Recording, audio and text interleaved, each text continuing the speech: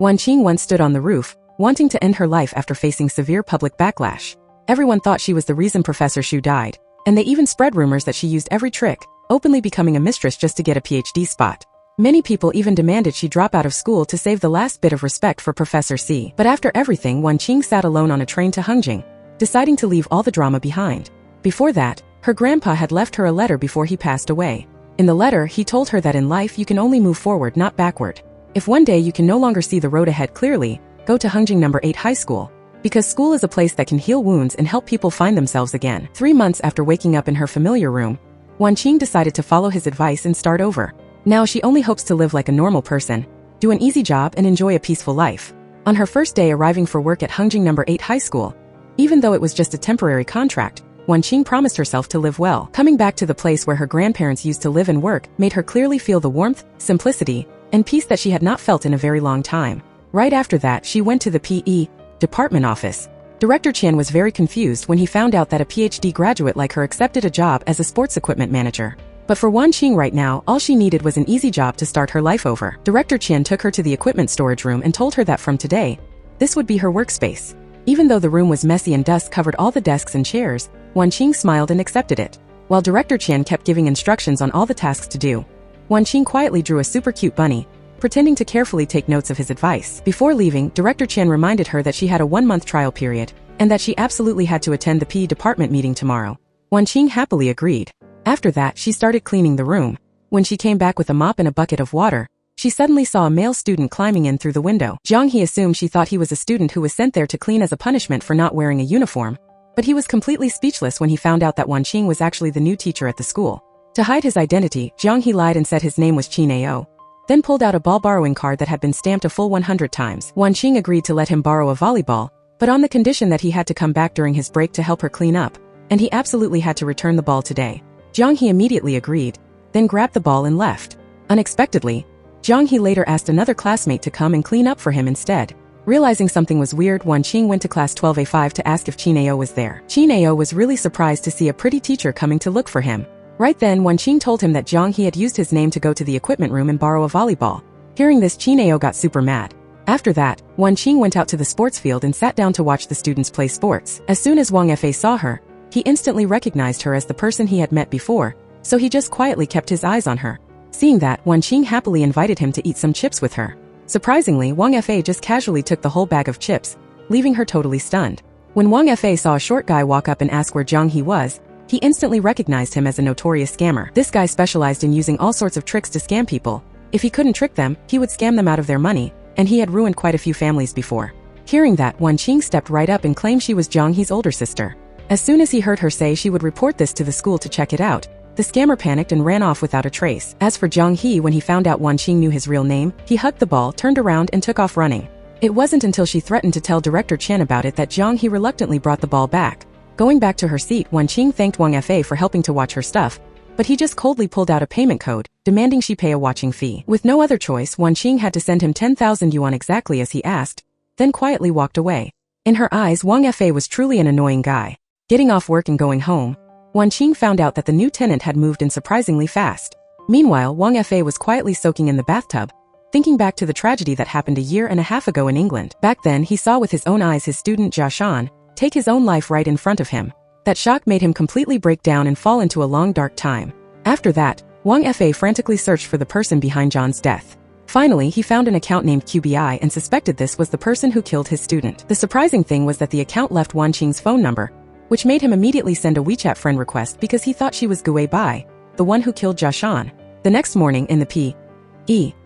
department meeting, Director Qian announced that Hengjing City would push hard for a soccer movement. Because of that, No. 8 High School was required to join the soccer championship. As soon as they heard about this task, all the teachers in the department tried to dodge it, and no one dared to step up and take responsibility. Seeing that, Director Qian immediately gave the task to Wanqing, leaving her totally speechless because she knew absolutely nothing about soccer. Wanqing immediately explained that her major was psychology, not sports, but Director Qian still insisted she was the best fit, while also reminding her that when the students were in middle school, the school's soccer team once won the city championship.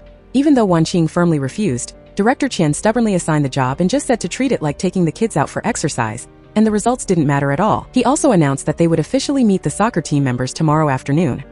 Hearing that, Wan Qing could only helplessly accept it. Right after walking out of the meeting room, she saw a WeChat friend request from someone named Winfers, but she didn't even bother to care. Right at that moment, she ran into Qin Ao's group, so she went ahead and asked why their soccer team used to be so strong, even winning the championship, but was now disbanded. Hearing this, Qin Ao seemed to recall old memories. His face instantly got angry, and then he turned around and walked away. Seeing that, Lin Lu hurriedly explained that the soccer team that year actually only got second place, not the championship, leaving Wan Qing totally confused about what those students were actually hiding. Right at that time, the agent called to announce that the tenant who just moved in yesterday had moved out on the exact same day. He also bragged that he had quickly found a new tenant with a rent twice as high as before. However, this tenant made a request that a bathtub must be added to the house. Hearing that, Wan Qing immediately ran home to check. As soon as he saw her, the agent talked non-stop to explain a few things and then hurriedly sneaked away. Wan Qing couldn't help but wonder, if the tenant was rich enough to request an imported bathtub, why would they choose to rent her small house? While curiously trying to turn on the faucet, she suddenly got splashed all over with water because the valve was loose. Right at that moment, Wang Fa showed up and calmly introduced himself as the new tenant of the house.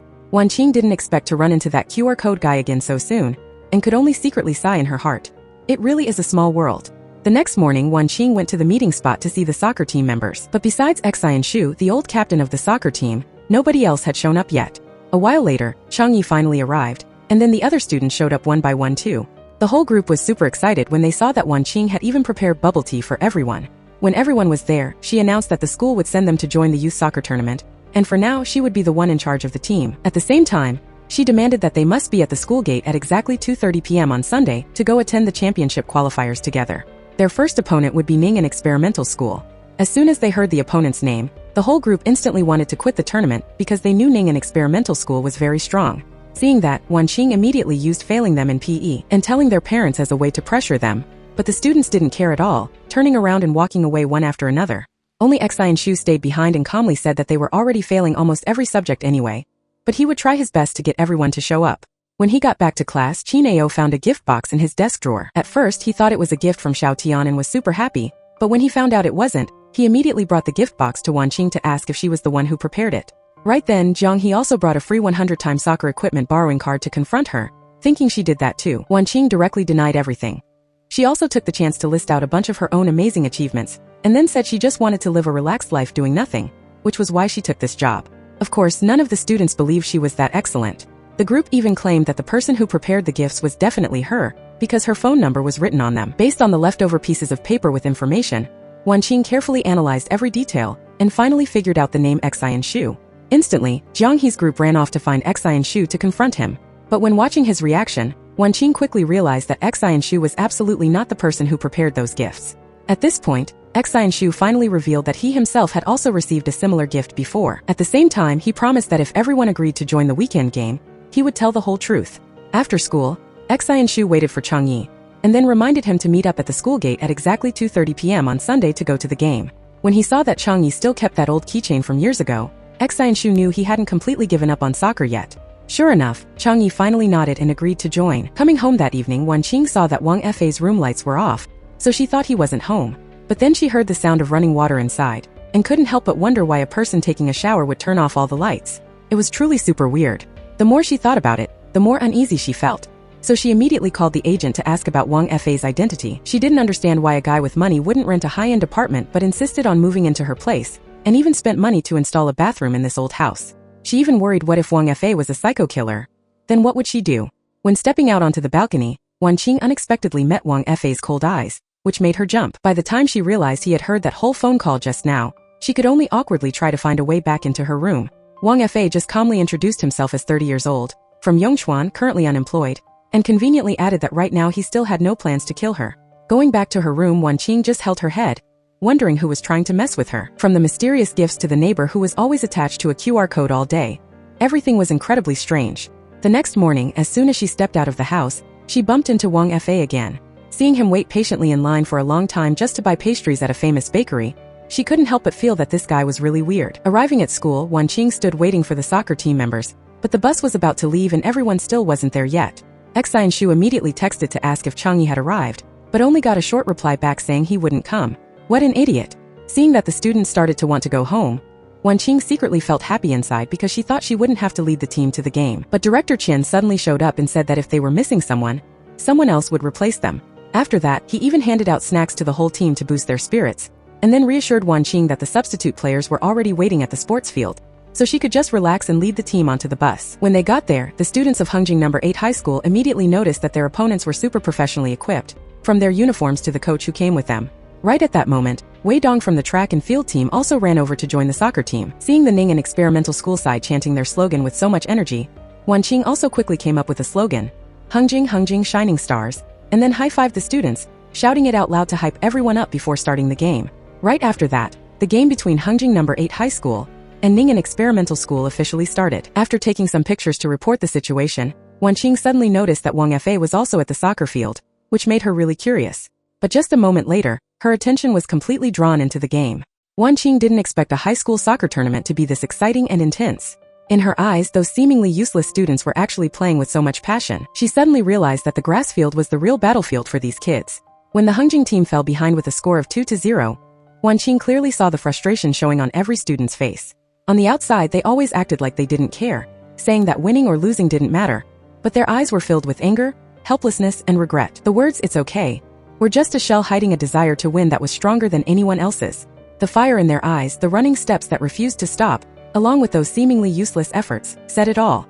Seeing right through Wanqing's thoughts that she really wanted her team to turn things around, Wang Fa calmly asked her to transfer his payment first. During the halftime break, Wang Fa introduced himself as a coach who had just returned from overseas and had previously led the Chongqing youth team.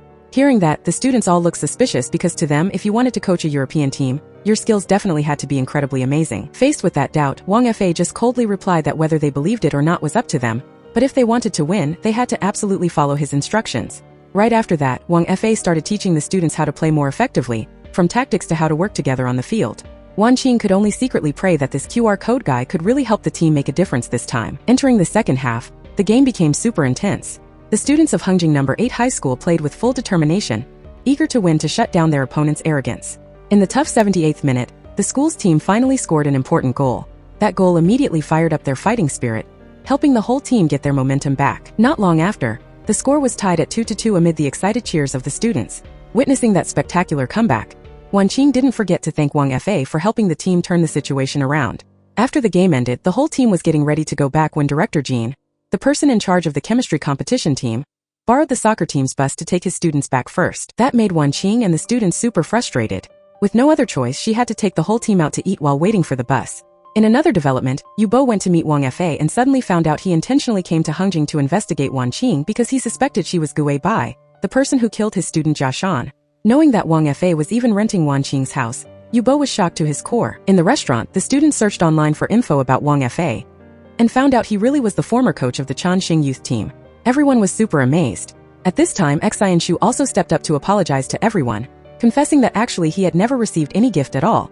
It was all just an excuse to gather everyone to come back and play soccer together. Seeing the vibe getting a bit down, Wanqing smiled and said that the whole team had completed the mission very gloriously, and stopping at the right time was also a result to be proud of. Hearing that, the students quickly got their spirits back and happily continued eating together. At night, Xian Shu opened up to Wanqing that he originally thought this game would definitely be a loss, and didn't expect the whole team could tie with the opponent. Because of that, he didn't want to stop here but wanted to keep moving forward. Hearing those words, Wanqing clearly felt the desire and the fire of determination burning inside Xian Shu's heart. Going back home, Wanqing found out the ceiling was leaking water, so she immediately went upstairs to look for Wang Fa. As soon as she walked in, she saw him casually soaking in the bathtub. Wanqing only had time to remind him to hurry up and find someone to fix the floor before quickly leaving. The next morning, Wanqing went to meet Director Qian, hoping he could help the team find a suitable coach. But Director Qian just told her to figure it out herself, leaving Wanqing only able to sigh over and over. Right after that, she called the students to the equipment room to discuss the next game. Qin Ao then set a condition that the whole team would only keep playing if Wanqing could get Wang Fa to be their coach. Hearing that, Wanqing reluctantly agreed. Back home, she accepted Wang Fa's friend request and texted him to ask if he would agree to keep leading the team in the upcoming games. But Wang Fa only coldly replied that he had no interest at all. The next morning at school, Wanqing noticed that every time Wang Fa showed up, he acted very strangely, as if he was secretly pursuing some goal. Even though she didn't understand what he was planning, she could only sigh and keep trying every way to convince him to accept the coaching job. Meanwhile, Wang Fa told Yu Bo that Wanqing's floor was broken, and he would use the repair as a chance to check her computer. Hearing that, Yu Bo immediately told him to take the chance to copy all the data on the machine. When Wanqing got home and saw that Wang Fa had called a repairman to fix the floor, she offered to waive the rent if he agreed to be the soccer team's coach. but Wang Fa still flatly refused. Seeing how arrogant he was, Wan Qing secretly stole his ID card, intending to see how he would rent a hotel room tonight. As a psychology expert, Wan Qing used the photos Wang Fa had posted to analyze his personality. She realized he was a cold and private person who didn't talk much and had typical signs of obsessive-compulsive disorder. However, he was also a rational person, extremely disciplined, and had a long-term vision. From that, Wan Qing started planning a series of ways to win over Wang Fa.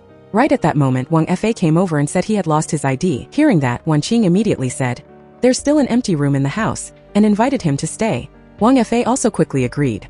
During his stay, Wang Fa was always looking for a chance to get to Wan Qing's computer, while Wan Qing thought he was just trying to find his ID, so both of them were constantly on guard against each other. While Wan Qing was away getting food, Wang Fa immediately opened her computer to check, but found that both the name and the account didn't match what he was investigating.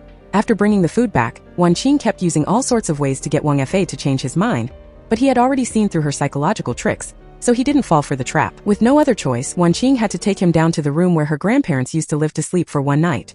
She thought things would be peaceful that way, but unexpectedly, things acted up again, causing the whole house to have a short circuit. After that, Wan Qing used the excuse of being afraid of the dark to ask Wang Fa to have a few drinks with her. Knowing full well she was setting a trap, Wang Fa calmly talked with her while straight up exposing every psychological trick she was using. Finally, he stated that he would never accept the offer to be the soccer team's coach. Seeing all her plans fail, Wan Qing could only quietly go back to her room to rest. The next morning, Wan Qing came up with a new plan. She took a risk and asked Wang Fa to be her boyfriend, which left him speechless. In reality, she understood that asking him to be her boyfriend was even harder to accept than asking him to be the coach, so she wanted to use that to test his reaction. Right after that, Wang Fa once again turned down the offer to be the coach. He said that back when he was leading the Changxing youth team, the players he trained were all natural geniuses, so he wasn't a good fit for a school team like number 8 high school. The next morning while Wang Fa was swimming, Wan Qing called to ask him for help moving a box of books and promised to pay him. When he arrived, she led him to class 10A12 and told him that except for the substitute player Wei Dong, all the soccer team members were directly admitted to the school based on their talent. This used to be P.E.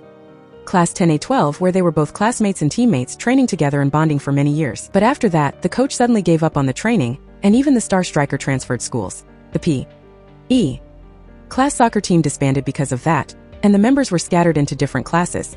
Wan Qing hoped Wang Fa could interact with those students. Maybe he would change his mind.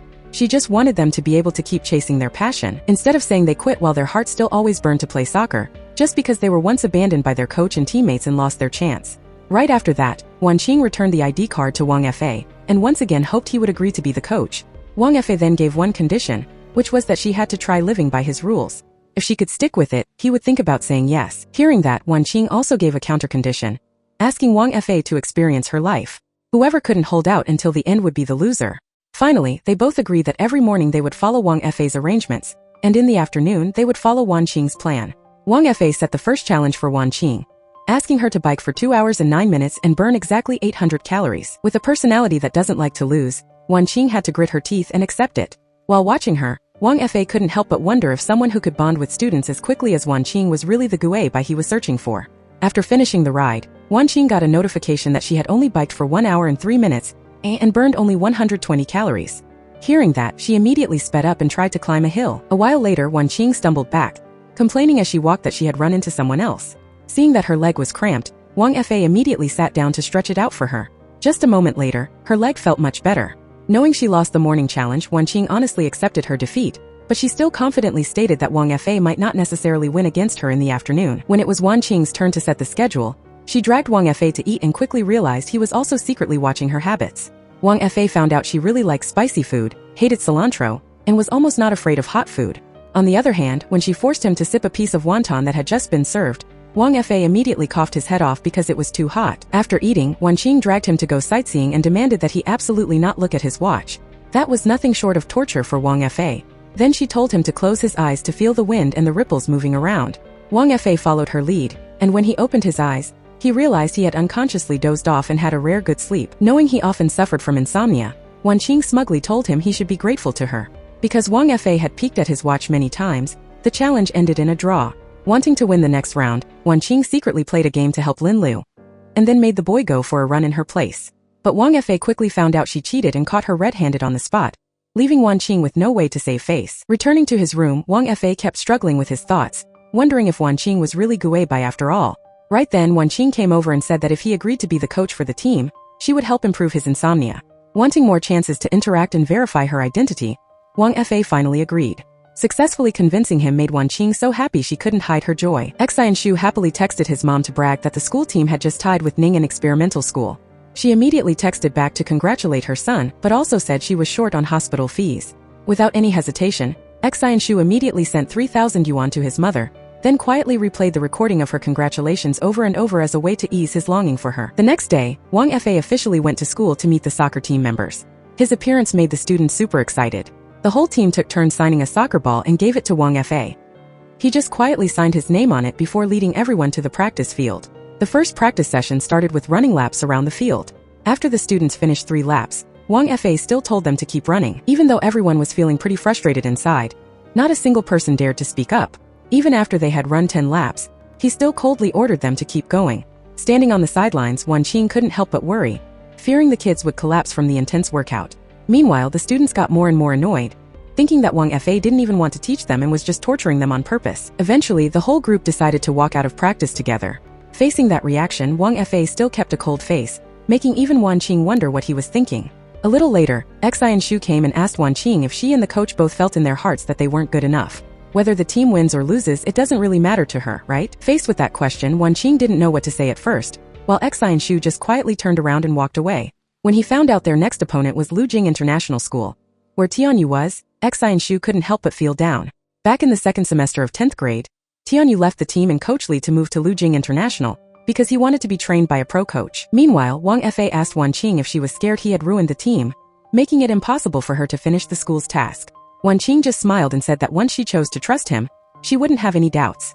Not long after, Tianyu and a teacher came to number 8 high school.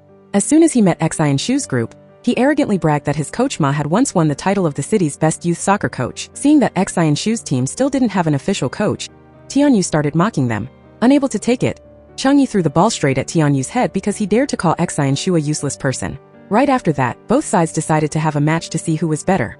Tianyu was so cocky that he told Xianshu and Changyi to mark him at the same time, but that very arrogance quickly led him to taste defeat. Witnessing the whole showdown, Wang Fa stepped forward to greet the Lujing coach.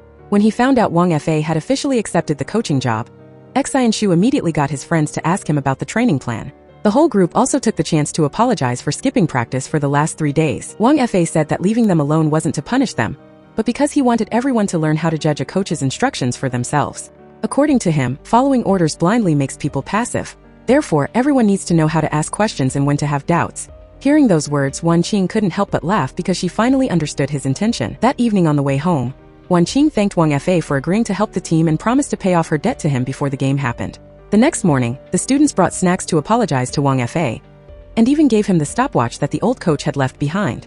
Wang Fa took the gift and said he was only a temporary coach, but he would do his best to lead the team. Right after that, he started the first practice, focusing on fitness training for the students, and Wang Fa also asked Wanqing to be his assistant.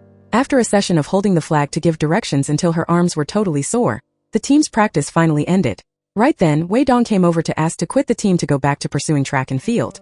After hearing the reason, Wanqing agreed to let him leave the team. That evening on the way home with Wang Fa, she couldn't help but worry and said that the team was now short one person. Wang Fa calmly replied, "If a team wants to go far, it can't keep relying on substitute players forever."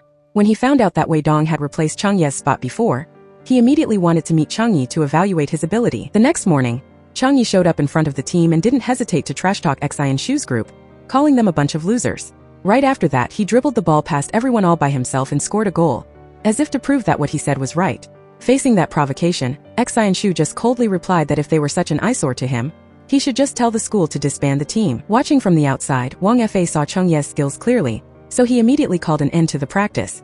Actually, 2 days ago, Wanqing had reached out to Chang Yi and asked him to pretend to rejoin the team to fire up the members' fighting spirit. In exchange, as the top student of the college entrance exam, she promised to help Chang Yi climb to the top of the grade in the upcoming monthly exam. Because of that promise, Chang Yi immediately agreed, which is why he intentionally kept trash-talking the whole team today to stir up everyone's determination. Later, Xianshu opened up to his friends, saying he wanted to pass the college entrance exam to make his mom happy. Since his mom remarried, she rarely comes back to visit. Even though the relationship between mother and son has slowly improved recently, he still feels like she's trying to keep her distance from him. Because his academic rank couldn't break into the top 300 of the grade, Xianshu decided to try the sports talent path through soccer.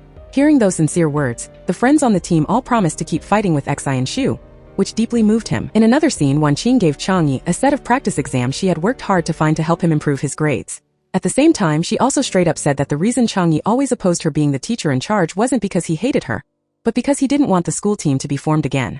Wan Qing said that if he really hated someone, he should just join the team. That way, he could annoy that person every day and enjoy the fun of it. But Changyi still didn't say another word and just turned his back and walked away. A while later, when Wan Qing was bringing stuff to the equipment room, Zhang He's group came over. The whole group asked her to tell Xi and Shu that there was an extra practice session this afternoon. In return, they would help her clean the warehouse. Wan Qing immediately agreed. When they opened the shipping boxes that had just arrived, everyone discovered that inside were the new team uniforms that Wan Qing had bought with her own money for the whole team. By the afternoon, when Xi and Shu showed up at the sports field, he was super surprised to see his friends wearing the new uniforms and walking toward him, promising to fight side by side in every game ahead. Xi and Shu was so moved his eyes turned red. He immediately changed into his uniform and stepped onto the field with his teammates, determined to win the championship. Right after that, the whole team threw themselves into practice with high energy. Every pass and every run was filled with the passion and fire of youth. When Wan Qing brought food to the field and saw the kids giving it their all on the grass, she couldn't help but smile happily. In her eyes, those kids were never failures. On the contrary, they were all sincere and enthusiastic, living with heart and loyalty, and they had many precious qualities. They deserved to be treated better, and maybe the soccer field would be the place that helps them get past the dead ends in their lives to find themselves again. After practice, the whole group drank the water that Wan Qing had prepared together. On that occasion, she announced that she wanted to invite Changyi back to the team, but currently, he still hadn't agreed. Hearing that, Xi and Shu took the initiative to say he would go convince Changyi, because he believed that people who truly love soccer would eventually find common ground. That evening, because the washing machine in her room was broken, Wan Qing brought her clothes over to use Wang Fei's washing machine. Taking this opportunity, Wang Fei reminded her to help him improve his insomnia, while he himself also wanted to keep observing and learning about her. Wan Qing lit some scented candles, guided Wang Fei to relax his mind, and then encouraged him to share his recent thoughts. In response, Wang Fei made a cocktail and named it Secret. Seeing that his mood was a bit strange, Wan Qing curiously asked why he decided to return to the country when he had such a bright future abroad. Of course, Wang Fei couldn't say that he came back because he suspected her, so he just indifferently replied that he simply liked it that way. Then he turned it around and asked Wan Qing if she liked England and if she had ever been there. Wan Qing said that she had participated in an exchange program in London for a year, and really loved that city. Hearing that, Wang Fei just quietly said that he hated rainy days because they always made him think of goodbyes. After that, he kept asking a series of questions like he was interrogating her, making Wan Qing feel more and more strange. Just as the laundry was finished, she used the excuse of seeing him next time and quickly went back to her room. The next morning during recess, Xi and Shu ran to class 12A1 to meet Changyi, and expressed his wish to invite him back to the team. Changyi agreed but set a condition that Xi and Shu had to be his servant for a whole week. Without any hesitation, Xi and Shu immediately accepted. As soon as he got home, Xi and Shu received a long list of tasks from Changyi. Changyi also ruled that every assigned job had to be finished within 1 hour. If he was late or refused to do it, the deal would be cancelled immediately. Even though he knew the conditions were extremely harsh, Xi and Shu didn't hesitate at all. In another development, Wan Qing secretly guessed that Wang Fei came to Hengjing alone, suffering from insomnia and living like he was in a self-imposed exile. He must have gone through a huge incident back when he was in England. At night, Wang Fei already had trouble sleeping, and he was constantly annoyed by the delivery alerts on Wan Qing's phone, so he could only cover his ears and deal with it. Finally, unable to take it anymore, he went downstairs to find her, but he was enthusiastically pulled in to have a late-night snack with her. Wang Fei told her to keep it down, but Wan Qing laughed and said that snail noodles could cure insomnia. Of course, Wang Fei didn't believe that explanation at all, but because Wan Qing was so welcoming and the bowl of noodles smelled so good, he decided to give it a try. Surprisingly, after just one bite, he had to admit this dish was much better than he thought. Just by looking at the way Wang Fei enjoyed it, Wan Qing guessed right away that this was his first time eating snail noodles. However, after eating, Wang Fei kept drinking water because the food was too salty. Not only that, he had to keep running to the bathroom, so he barely slept the whole night. The next morning, as soon as he saw Wang Fei waiting there, Wan Qing knew he was there for revenge. She laughed, admitting she teased him on purpose because tit for tat is only fair. After saying that, she just grabbed his breakfast bag as a thank you gift. Meanwhile, Xi and Shu was rushing around to buy breakfast as Changyi asked, not knowing that he was comfortably sitting and drinking coffee right at that same shop. Looking at how Xi and Shu was rushing, Changyi was very amused. During those days, Xi and Shu could hardly eat or sleep well, as he was busy finishing one task after another for Changyi, just like a real servant, and it was even harder than being a servant. After coming back from the workout, Wang Fei saw Wan Qing sitting alone in front of a convenience store, so he went up to ask if she had something on her mind. Wan Qing smiled and said she was just waiting for a new batch of sausages. When the sausages were ready, she bought them right away to enjoy, which surprised Wang Fei because she could eat that much spicy food. While talking, Wan Qing commented that it seemed like Changyi cared about Xi and Shu even more than the soccer team. Hearing that, Wang Fa calmly replied that he had noticed that a long time ago. The next morning, Changyi set a new challenge by asking Xian Shu to change his shoes for him by hand. He thought this would make Xian Shu give up, but Xian Shu took the chance to ask Changyi to keep his promise to join the soccer team. Changyi immediately backed out, making Qin Ao so angry that he almost lunged at him, but luckily his friends stopped him in time. When he saw Xian Shu open the shoebox, Changyi thought he would obediently help him change his shoes. Unexpectedly, Xian Shu just put the shoes down and turned away with his friends to find someone else, leaving Changyi speechless with rage. Not giving up, Changyi set a new condition. Only if Xian Shu's English score in the monthly exam beat his would he officially join the team. Without any hesitation, Xian Shu agreed again. Right after that, Zhang He's group rushed to beg Wan Qing for help. Wan Qing then asked Xian Shu what he truly wanted. Xian Shu firmly replied that he wanted to win for once. Hearing that, Wan Qing immediately accepted and announced that from today, she would start a crash course mode. Right after that, she gave each team member a set of English vocabulary cards and required everyone to take turns spelling out loud, reading with expression, and reciting all the knowledge right in Xian Shu's ear until he fully memorized it. After taking the shoes home, Changyi cherished them like a treasure. It turned out he had been sulking all this time just because Xian Shu didn't recognize him anymore. Years ago, when they were both little and met in the hospital, they became close friends. Back then, Xian Shu promised he would buy shoes and play soccer with Changyi in the future. But as time passed, only Changyi remembered that promise. The next morning in the cafeteria, Zhang He's group kept testing vocab to help Xian Shu improve his English. Not only that, even on the soccer field, the whole group spoke entirely in English and constantly recited vocabulary in Xian Shu's ear to help him memorize, making Wan Qing laugh as she watched. A week later, the monthly exam officially took place, and Xian Shu worked hard on his paper with the determination to beat Changyi. Even though Qin Ao was a bad student, he felt somewhat relieved seeing Xian Shu focusing so hard on the test. However, after that, he secretly copied Xiao Tian's answers and threw them to Xian Shu, and Changyi saw the whole thing. As for Xian Shu, he was still focused on his test, completely unaware that the answer sheet was lying right under his feet. On the day the results were announced, Xian Shu was shocked to see his English score was exactly 0.5 points higher than Cheng Ye's. He was immediately overjoyed and excitedly welcomed Changyi to join the team. But right then, Xiao Tian ran over to announce that Director Jean was calling Xian Shu to the office. It turns out the sudden jump in his score made the teacher suspect him of cheating on the exam. Seeing this, Wan Qing immediately stood up to explain that this result was the achievement of a whole month of Xian Shu's hard work. However, Director Jean still didn't believe it, and even wanted to cancel the test results. Not accepting that, Wan Qing suggested taking another test version for Xian Shu to retake right on the spot. Director Jean agreed, and in the second test, Xian Shu went on to score 128 points. At this point, the teacher finally realized he was wrong and was forced to apologize to Xian Shu just as Wan Qing demanded. Xian Shu was moved and bowed his head to thank her for always believing in and protecting him. Right after that, the whole soccer team celebrated Xian Shu's meaningful victory together, while also sending sincere thanks to Wan Qing for everything she had done for them. Even though she was very happy inside, Wan Qing still tried to act cold, only telling the group not to tell people outside that she was the one who taught them English. Then Changyi took out the answer sheet that Qin Ao threw in the exam room, and said that while taking the test, Xian Shu was so focused that he completely didn't see it. Therefore, this victory was totally well-deserved. Hearing that, Xian Shu smiled with great relief knowing that Changyi finally accepted the promise to join the soccer team. When the whole team headed to the practice field, everyone thought the chance of Changyi showing up was only about 1%. But right then he actually walked up, making everyone surprised. Wang Fa quickly started the practice session.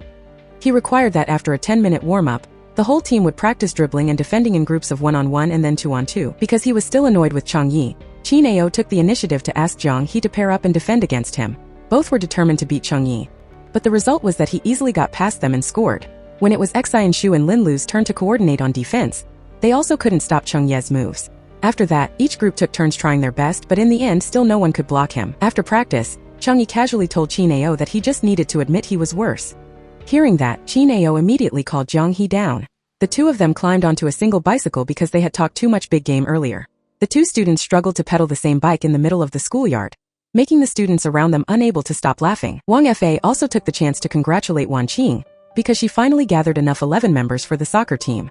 Just then, Director Chen walked by, noticed students messing with his bike, and immediately rushed over intending to grab the two boys by their collars. Seeing things weren't good, Qin Ao and Zhang He took off running, giving the whole schoolyard another round of big laughs. Witnessing all of this, Wang Fa became even more puzzled. Could someone who always stands up to protect students like Wan Qing really be Gu Bai, the person he suspects killed Jia Shan? At night, Wang Fa went over to borrow a flashlight from Wan Qing, and said that he wanted to go watch fireflies. Hearing that, Wan Qing immediately asked to go with him.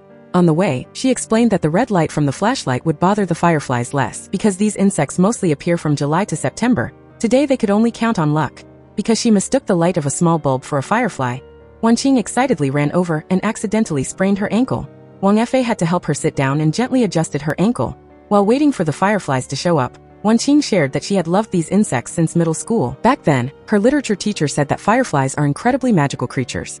Even though the light from each one is tiny, when they gather, they can light up the night and show the way for those moving forward. That faint light is also their way of explaining the meaning and value of life. Hearing those sincere words, Wang Fei wavered once again. He felt even more that Wanqing wasn't like the Guibai in his head, and he became more curious about who she really was. As for Wanqing, she thought Xianshu was just like a little firefly. Even though he knew his strength was limited, he always tried to bond everyone and bring the team together. Right then, a swarm of real fireflies appeared in the dark. Wanqing was so moved she had tears in her eyes and whispered, "Fireflies are like love letters that the night sends to the ground. Compared to vast nature, humans are really just too small." Looking at her smile in excitement, Wang Fei also smiled without even thinking. After they finished watching the fireflies, they both went home together. On the way, Wanqing asked Wang Fei if he had figured out a way to beat the Lu Jing team in the next game yet. Wang Fei only reminded her that if they won, they would still have to keep playing, so didn't she want to live a relaxed life anymore? Wanqing replied that those two things didn't have anything to do with each other. After saying that, she complained about her foot hurting again because the more she thought about Wang Fei's question, the more it ached. Hearing that, he gave her one day to think and said he would wait for the answer at the riverside promenade. After a night of serious thinking, the next afternoon, Wanqing met Wang Fei again and told him straight up that she wanted to have a relaxed life and also wanted her students to win. After saying that, both of them went for a run. They had only been running for a bit when Wanqing's stomach growled loudly. She immediately stopped at a convenience store to buy grilled sausages, and she didn't forget to buy a bag of food for a small dog nearby. Seeing that Wang Fei also really liked the dog, Wanqing took the chance to compare her students to it, saying they were just as cute as this puppy. As soon as Wang Fei heard that, he knew she was using reverse psychology again. Not giving up, Wanqing lured him into feeding the dog together, then declared that whoever the dog ate from would be the one it listens to. The result was exactly as she predicted. The dog ran over to eat her food first, making Wanqing very smug about winning this small victory. Right after that, she noticed Wang Fei's hand was hurt, so she immediately pulled him home to treat the wound. After carefully bandaging it, Wanqing took out the latest essential oils and scented candles to keep helping him improve his insomnia. When the candle was lit, she patiently guided Wang Fei through a meditation method to relax his mind and make it easier to fall asleep. Wang Fei quietly closed his eyes and followed along, and just a moment later, he fell fast asleep. Seeing that, Wanqing gently turned off the lights and tiptoed out, not wanting to wake him up. Yubo came to see Wang Fei. Seeing him just step out of Wanqing's house after staying the night, Yubo curiously asked if he showered and changed his clothes there too. Wang Fei just coldly told him not to overthink things. Yubo kept asking how the investigation into the match between Wanqing and Guibai was going. Wang Fei replied that the similarity was about 80%, but he still couldn't say for sure. Seeing Wang Fei both suspecting Wanqing and standing up for her many times, Yubo felt even more confused. Not wanting to continue the conversation, Wang Fei turned around and went for a run. Arriving at school, Wang Fei gathered the team and announced that Wanqing had worked very hard to get the whole team a strategy session. However, before learning how to win, he wanted them to feel what success is like. Just being able to score a goal is already a noteworthy success. Then he started explaining the first tactic, which was defense and counterattack. According to his analysis, the Lu Jing team has a very strong attack, but their defense isn't very solid. Therefore, the number 8 high school soccer team will proactively tighten the opponent's attacking space, wait for the right moment, and then launch counterattacks. The team will play in a 4-5-1 formation, requiring the midfield to coordinate a tight defense, the striker to move flexibly, and the defenders to hold the back line. After hearing it, Qin Ao still didn't understand a thing. Seeing that, Chang Yi just coldly said that teaching this way wouldn't work, and if he didn't get it, he should go home and figure it out himself. Qin Ao was so mad he ground his teeth, but he still tried to hold it in, telling himself that as long as he worked hard at practice, sooner or later he would make Chang Yi see him in a different light. Standing there watching the whole team practice, Wanqing realized that since Chang Yi joined, the atmosphere in the team had changed clearly. Everyone was more united, more enthusiastic, and it seemed like the team was slowly bringing many unexpected hopes. Right at that moment, Wang Fei pulled out his payment code again, demanding Wanqing pay him 5 yuan for borrowing the hat. Meanwhile, Xianshu's mom suddenly called him. She said she needed surgery, so she wanted to borrow some money. Without any hesitation, Xianshu immediately agreed to transfer all of his remaining savings of 39,000 yuan to his mom. After that, he even sent the stadium address and hoped that this time his mom would come to cheer for him. Xianshu excitedly ran off to brag to his friends that his mom would come to see the upcoming game. The whole team happily congratulated him, and then went back to training hard with the determination to beat Lu Jing and bring glory back to number 8 high school. After school, Xianshu stopped by a shop, carefully choosing a scarf as a gift for his mom, hoping she would like that small present. That evening on the way back home, Wan Qing kept looking over at Wang Fa and sincerely thanked him for changing his view and attitude toward the team. To her, that was really important. Wang Fa just calmly replied that even if things changed, he still couldn't guarantee he'd help the kids win. Wan Qing smiled, thinking that at least now the whole team had a fighting spirit, but Wang Fa bluntly threw cold water on her by saying that spirit was only enough to win one game, and if they wanted long-term victory, that was still nowhere near enough. That night, Wang Fa put a few drops of the essential oil that Wan Qing gave him and went to bed to rest. 3 weeks passed by very quickly, and the day of the game against Lujing International School arrived. But Wan Qing still couldn't get in touch with Wang Fa, which made her extremely anxious. Right then, he texted her to say he had something to do and would come later. So, Wan Qing had to take the students to the field first. Actually, Wang Fa had arrived very early. He quietly sat in the stands watching and then called Wan Qing, saying he couldn't show up in person. Before hanging up, he told the students to forget about his presence and just remember their task in the first half and the first lesson he had ever taught them. After the high fives to boost spirits, the match between No. 8 High School and Lujing International officially began. The atmosphere on the field was super intense as both teams were determined to win. From the stands, Wang Fa still silently followed every move. By the end of the first half, the two teams still couldn't make a difference on the scoreboard. Knowing Wang Fa still hadn't shown up, the students couldn't help but feel worried, but everyone was determined to explode in the second half. Wan Qing also kept encouraging the whole team. In the coffee shop above the stadium, Qing came to meet Wang Fa. She asked why his team was fighting their hearts out on the field while he was just calmly sitting and drinking coffee. Didn't the kids have a place in his heart? Wang Fa just replied that he was only a temporary coach and didn't want the students to become too dependent, making the breakup even more painful later on. However, Qing realized that he actually had feelings for this seemingly ordinary team. Even so, Wang Fa still insisted he didn't come to Hengjing for the team. Qing also said she had somewhat guessed the reason and then quietly left. The second half quickly started. After some fierce struggles, Lin Lu unfortunately got a leg injury, which sent the whole team into a panic. Right then, Xianshu suddenly remembered what Wang Fa had taught. He told his teammates that the coach's first lesson was never about defense counterattack tactics, or the 4-5-1 formation, but knowing how to play with your own head. Today, Wang Fa wasn't standing directly on the sidelines because he believed that even without him, the students were calm enough to think and win.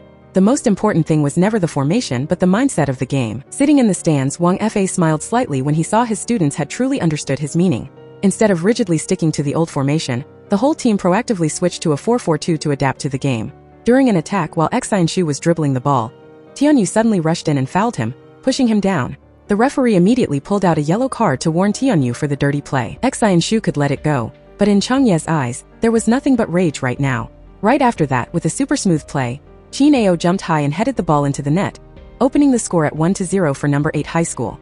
A few minutes later, the final whistle blew. Even though the Lujing team played dirty many times, they couldn't change the result, and the well-deserved victory went to No. 8 High School. But Xianshu's joy from winning vanished quickly. He stood there for a long time but didn't see his mom show up like she promised, and no one picked up the phone. Worried that something happened to her, Wan Qing and Wang Fa immediately went with Xianshu to find her. Xianshu rushed to a hotel and stood frozen when he saw his mom tenderly taking care of another little boy. Minjia brought the child inside and then coldly told Xianshu that the hospital had misdiagnosed her, and she didn't need surgery at all. The money she borrowed from him was actually used to buy a violin for her son with her lover. Hearing those words, Xianshu was so heartbroken he could barely breathe. He hadn't hesitated to give her all the money his grandpa left him, yet his mom took it all to buy a violin for another child. Faced with her son's despair, Minjia just coldly said, "I guess it's my fault, don't come looking for me anymore," and then turned her back to go inside. Xianshu was filled with extreme resentment and immediately turned to run away. Wang Fa and Wan Qing chased after him in a panic. When she saw Xianshu rush straight into the street, ignoring an oncoming car, Wan Qing didn't hesitate to run over and save him despite the danger. The story goes back to the past, when Minjia heartlessly handed Xianshu's household registration book to her mother while he was still asleep, then asked for the death benefit money his father left behind. When she found out that money was specifically for Xianshu, she immediately got angry, using the excuse that her current husband was forcing her to completely cut ties with Haishang, or else they would get a divorce. In the end, she coldly abandoned her young son amidst his sobbing and left. Back in the present, Wan Qing saved Xianshu from danger just in time. At the hospital, knowing she only had minor surface injuries, he kept apologizing while feeling guilty. Wang Fa strictly reminded him that being angry isn't wrong, but choosing to hurt yourself only breaks the hearts of those who truly care about you. He told Xianshu he had to think about his teammates and Wan Qing, which woke him up, and he promised never to act so foolishly again. Wan Qing also gently comforted him, saying that every wound must be cleaned before it can heal. Hearing that, Xianshu burst into tears, admitting that his mom only sought him out when she needed money. When he knew she wasn't sick, he had been very happy, but when he found out all that money was used to take care of the other brother, his pain almost made him collapse. Wan Qing could only encourage him, saying there are many things in life we can't choose, but from now on he doesn't need to be the good kid anymore. He should live for himself. Even so, Xian still wanted to see his mom to clear everything up. Wang Fei and Wan Qing immediately went with him. When they met Min Jia, Wan Qing asked her to a cafe in front of the residential area. There, Xian tearfully expressed that he always tried to study hard and be good to everyone just because he hoped his mom would come back to visit him more. But now he realized the only thing his mom really cared about was that money. Min Jia calmly explained that she was buried in credit card debt, and that her current husband looked down on her because she'd been married before, so she wanted to use the money to prove herself. Hearing those words, Wan Qing felt both heartbroken and angry for Xian. As for Xian, he just quietly told his mom to live a good life and walked away, while her face didn't show a single drop of emotion. As soon as he stepped outside, Xian burst into tears because he felt so hurt. Wan Qing immediately stayed by his side to comfort him. Then she took the whole team back to the hotel only to find she'd booked the wrong place.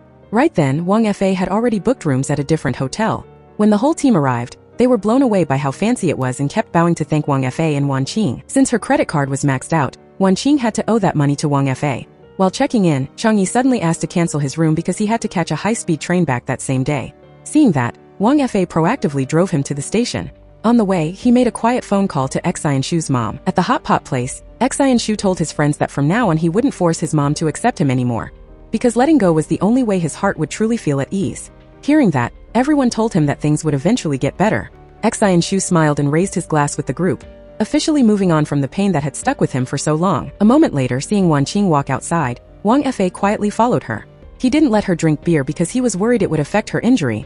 Then he pulled out a bottle of massage oil to help the bruise fade faster. Wan Qing naturally held out her hand for him to apply the medicine, and while he rubbed it in, Wang Fei asked what was going through her head when she rushed out to save Xian. Wan Qing just laughed and said there wasn't any time to think right then.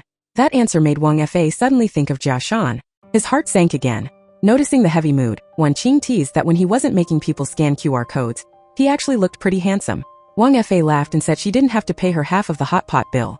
Right then, Xian and Qineo walked up and caught Wang Fei holding Wan Qing's hand. She quickly explained he was just putting medicine on her, but the two students still had intentional looks on their faces, laughed and ran off. Wan Qing didn't forget to praise Wang Fei for being so thoughtful since he called Xian's mom. Then she suddenly asked what kind of car almost hit them the other day since its brakes were so good, which surprised Wang Fei because that was such a weird thing to notice. The next morning during a meeting, Qing mentioned that the club really valued long-term youth training, and that the youth team coach was about to retire. The boss said there was a new candidate who just returned from England, an Asian person with the English name Winfred.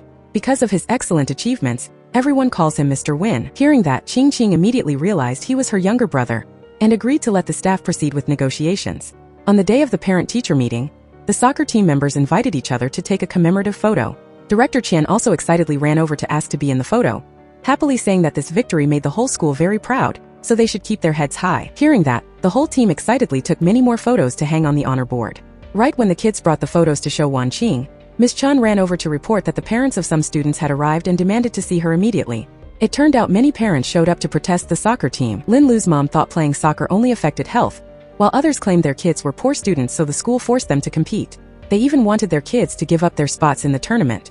Wan Qing calmly explained that this was an opportunity the kids had worked extremely hard for, and they couldn't just give it up easily like that. After that, she asked Mr. Wang to bring out the students' academic rankings from important exams in 10th and 11th grade to compare. The results showed that their academic performance had almost no significant difference before and after joining the team, proving that playing soccer had not affected their studies at all.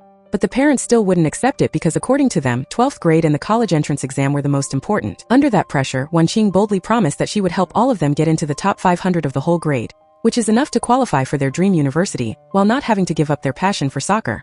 Hearing that commitment, the parents finally agreed, but warned that if she couldn't make it happen, the soccer team would have to disband. In front of everyone, Wan Qing acted very confident, but as soon as the parents left, she was instantly dazed because she didn't know how to pull off that big promise. Meanwhile, the students were excitedly cheering constantly in her ears, making her head feel like it was about to explode. That night, on the way back home, Wan Qing suddenly realized a suspicious guy was following her. She immediately texted Wang Fei for help, her heart pounding as the person kept following her every step. Wan Qing could only speed up, and right then Wang Fei suddenly appeared and pulled her into a safe corner. It turned out the person following Wan Qing the night before was actually Yu Bo, and his goal was just to find Wang Fei. Only then did Wan Qing know that Yu Bo was Wang Fei's manager. Seeing Yu Bo dressing in a hidden pants style, looking just like a creep, Wang Fei was speechless and even threatened that if he didn't tie his coat strings properly, he would hide the bottom half of Yu Bo too. Wan Qing laughed, let the two of them keep talking and left, while also mentioning that she totally got Yubo's fashion sense. Once they were in the room, Yubo immediately asked Wang Fa if Wanqing was Gui Bai, and Wang Fa insisted she definitely wasn't. According to him, someone who is so cute and clueless, lives by her feelings, and always thinks of others couldn't be the type of person who traps people to their deaths. She is someone who would put training wheels on a bike just for a bet, once cheated because she was competitive and then scared herself and even risked her life to save a student in danger. Hearing Wang Fa talk so much about someone with such care, Yubo found it very strange. Right after that, Yubo revealed he came here under the royal decree of the goddess Qing. She had prepared a huge budget, determined to hire Wang Fa as a coach no matter what. However, Wang Fa only coldly replied, "If Qing has something to say, she should come see me herself instead of sending someone to deliver a message." On Wanqing's side, she couldn't help but worry that Wang Fa would accept an offer to lead another team. Right then, he texted her saying that practice would go on as usual, and they just needed to speed up the theory lessons. After reading the text, Wanqing was secretly relieved because she understood he had no intention of leaving. The next morning, Wanqing went to school to look for Director Qian but didn't find him, so she just left a note and walked away. Just as she stepped out, she bumped into him by chance and immediately suggested the school arrange an empty classroom for the team to study tactics. But Director Qian refused right away, explaining that all the classrooms were already booked, and they couldn't affect other subjects just for the soccer team. At the same time, when Xianshu just got to his seat, he suddenly found a mysterious gift box under the desk. Remembering the strange things Qin Ao's group had received before, he immediately felt suspicious.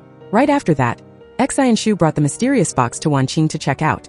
When it was opened, inside were still the same familiar puzzles as before, along with a map of Hongjing City. Having once scored 140 out of 150 in math, Wanqing immediately dived into solving the math problems. When she found the answers one by one as series of numbers, she quickly realized they had a very high match with longitude and latitude. After checking the map, the group determined the intersection was Latan Photo Studio, and headed there immediately. On the back of the map there was a series of codes. Wanqing asked the staff for help looking them up, but he had an emergency and had to leave right away. At that moment, she saw a poster for a program specifically for married couples and lovers. Taking that chance, Xianshu's group urged Wanqing to just take a set of photos as a keepsake. At night, Wang Fa knew Wanqing was looking for someone to take photos with so she could sneak into the studio to look for clues. Because she was so curious to find the answer to the case, Wanqing planned to just hire anyone to play her boyfriend. According to her, when it comes to acting, anyone will do. Immediately, the students in the group competed to introduce boyfriends they knew to her. Wang Fa read every message and felt annoyed. Finally, he couldn't take it anymore and went down to meet Wanqing and said he had seen all the group messages, and besides, he was free this Saturday. Hearing that, Wanqing happily gave him a big hug to thank him, and then pulled him over to her grandparents' room. Wanqing wanted both of them to wear her grandparents' clothes, so the photos would look natural and have more of a vibe. While looking for clothes, she accidentally pulled out an old album and excitedly showed Wang Fa her childhood photos, even showing him that her ears could move. A little later, Wang Fa accidentally saw a drawing she made as a kid with the words Genius Star Prince, which made him laugh in amusement. Wanqing blushed, quickly changed the subject and kept looking for clothes. When Wanqing gave him a suit, Wang Fa immediately texted Yubo to bring his own old suit. But just then Wanqing found a cheongsam that went with her grandpa's suit. Seeing that, Wang Fa changed his mind and decided to wear that suit instead. When he stepped out after changing, Wanqing couldn't help but stare because he looked so elegant and handsome. Right after that, they linked arms and headed to the studio to start the plan to look for clues.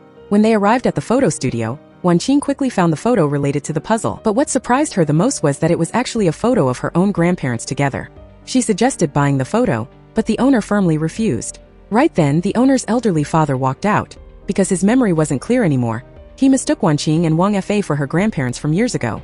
That mistake made Wanqing realize the old man was her grandparents' old friend. After that, she and Wang Fa also took a picture in the exact same pose as her grandparents back then. Even though they were just acting for the investigation, their looks and gestures were so natural and affectionate that it didn't look like acting at all. A little later, when the old man's mind was clearer, he recognized that Wanqing was the granddaughter of Sunya and Xu Yuan. He immediately remembered that about 9 months ago, someone claiming to know Sunya came to get photos and also left a box, saying that his descendants would come to pick it up later. When she opened that box, inside were old photos along with a note with the address number 7, Wutong Road.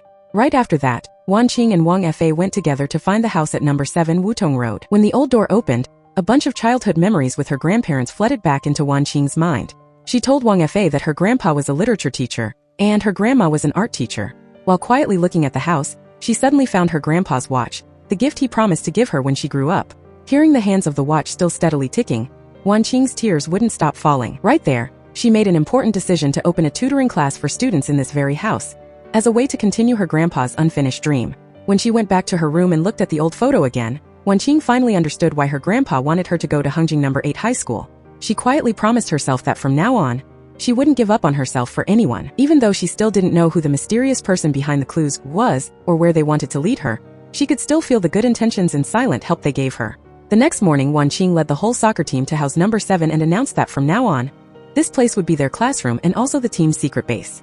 The members immediately split up to clean, quickly making the old house neat and clean. Seeing Wan Qing yawning while trying to wipe the stone table, Wang Fa told her to go rest on the chair so he could do it for her. When the sunlight shined directly on her face while she was sleeping, he quietly stepped over and used his hand to shade her.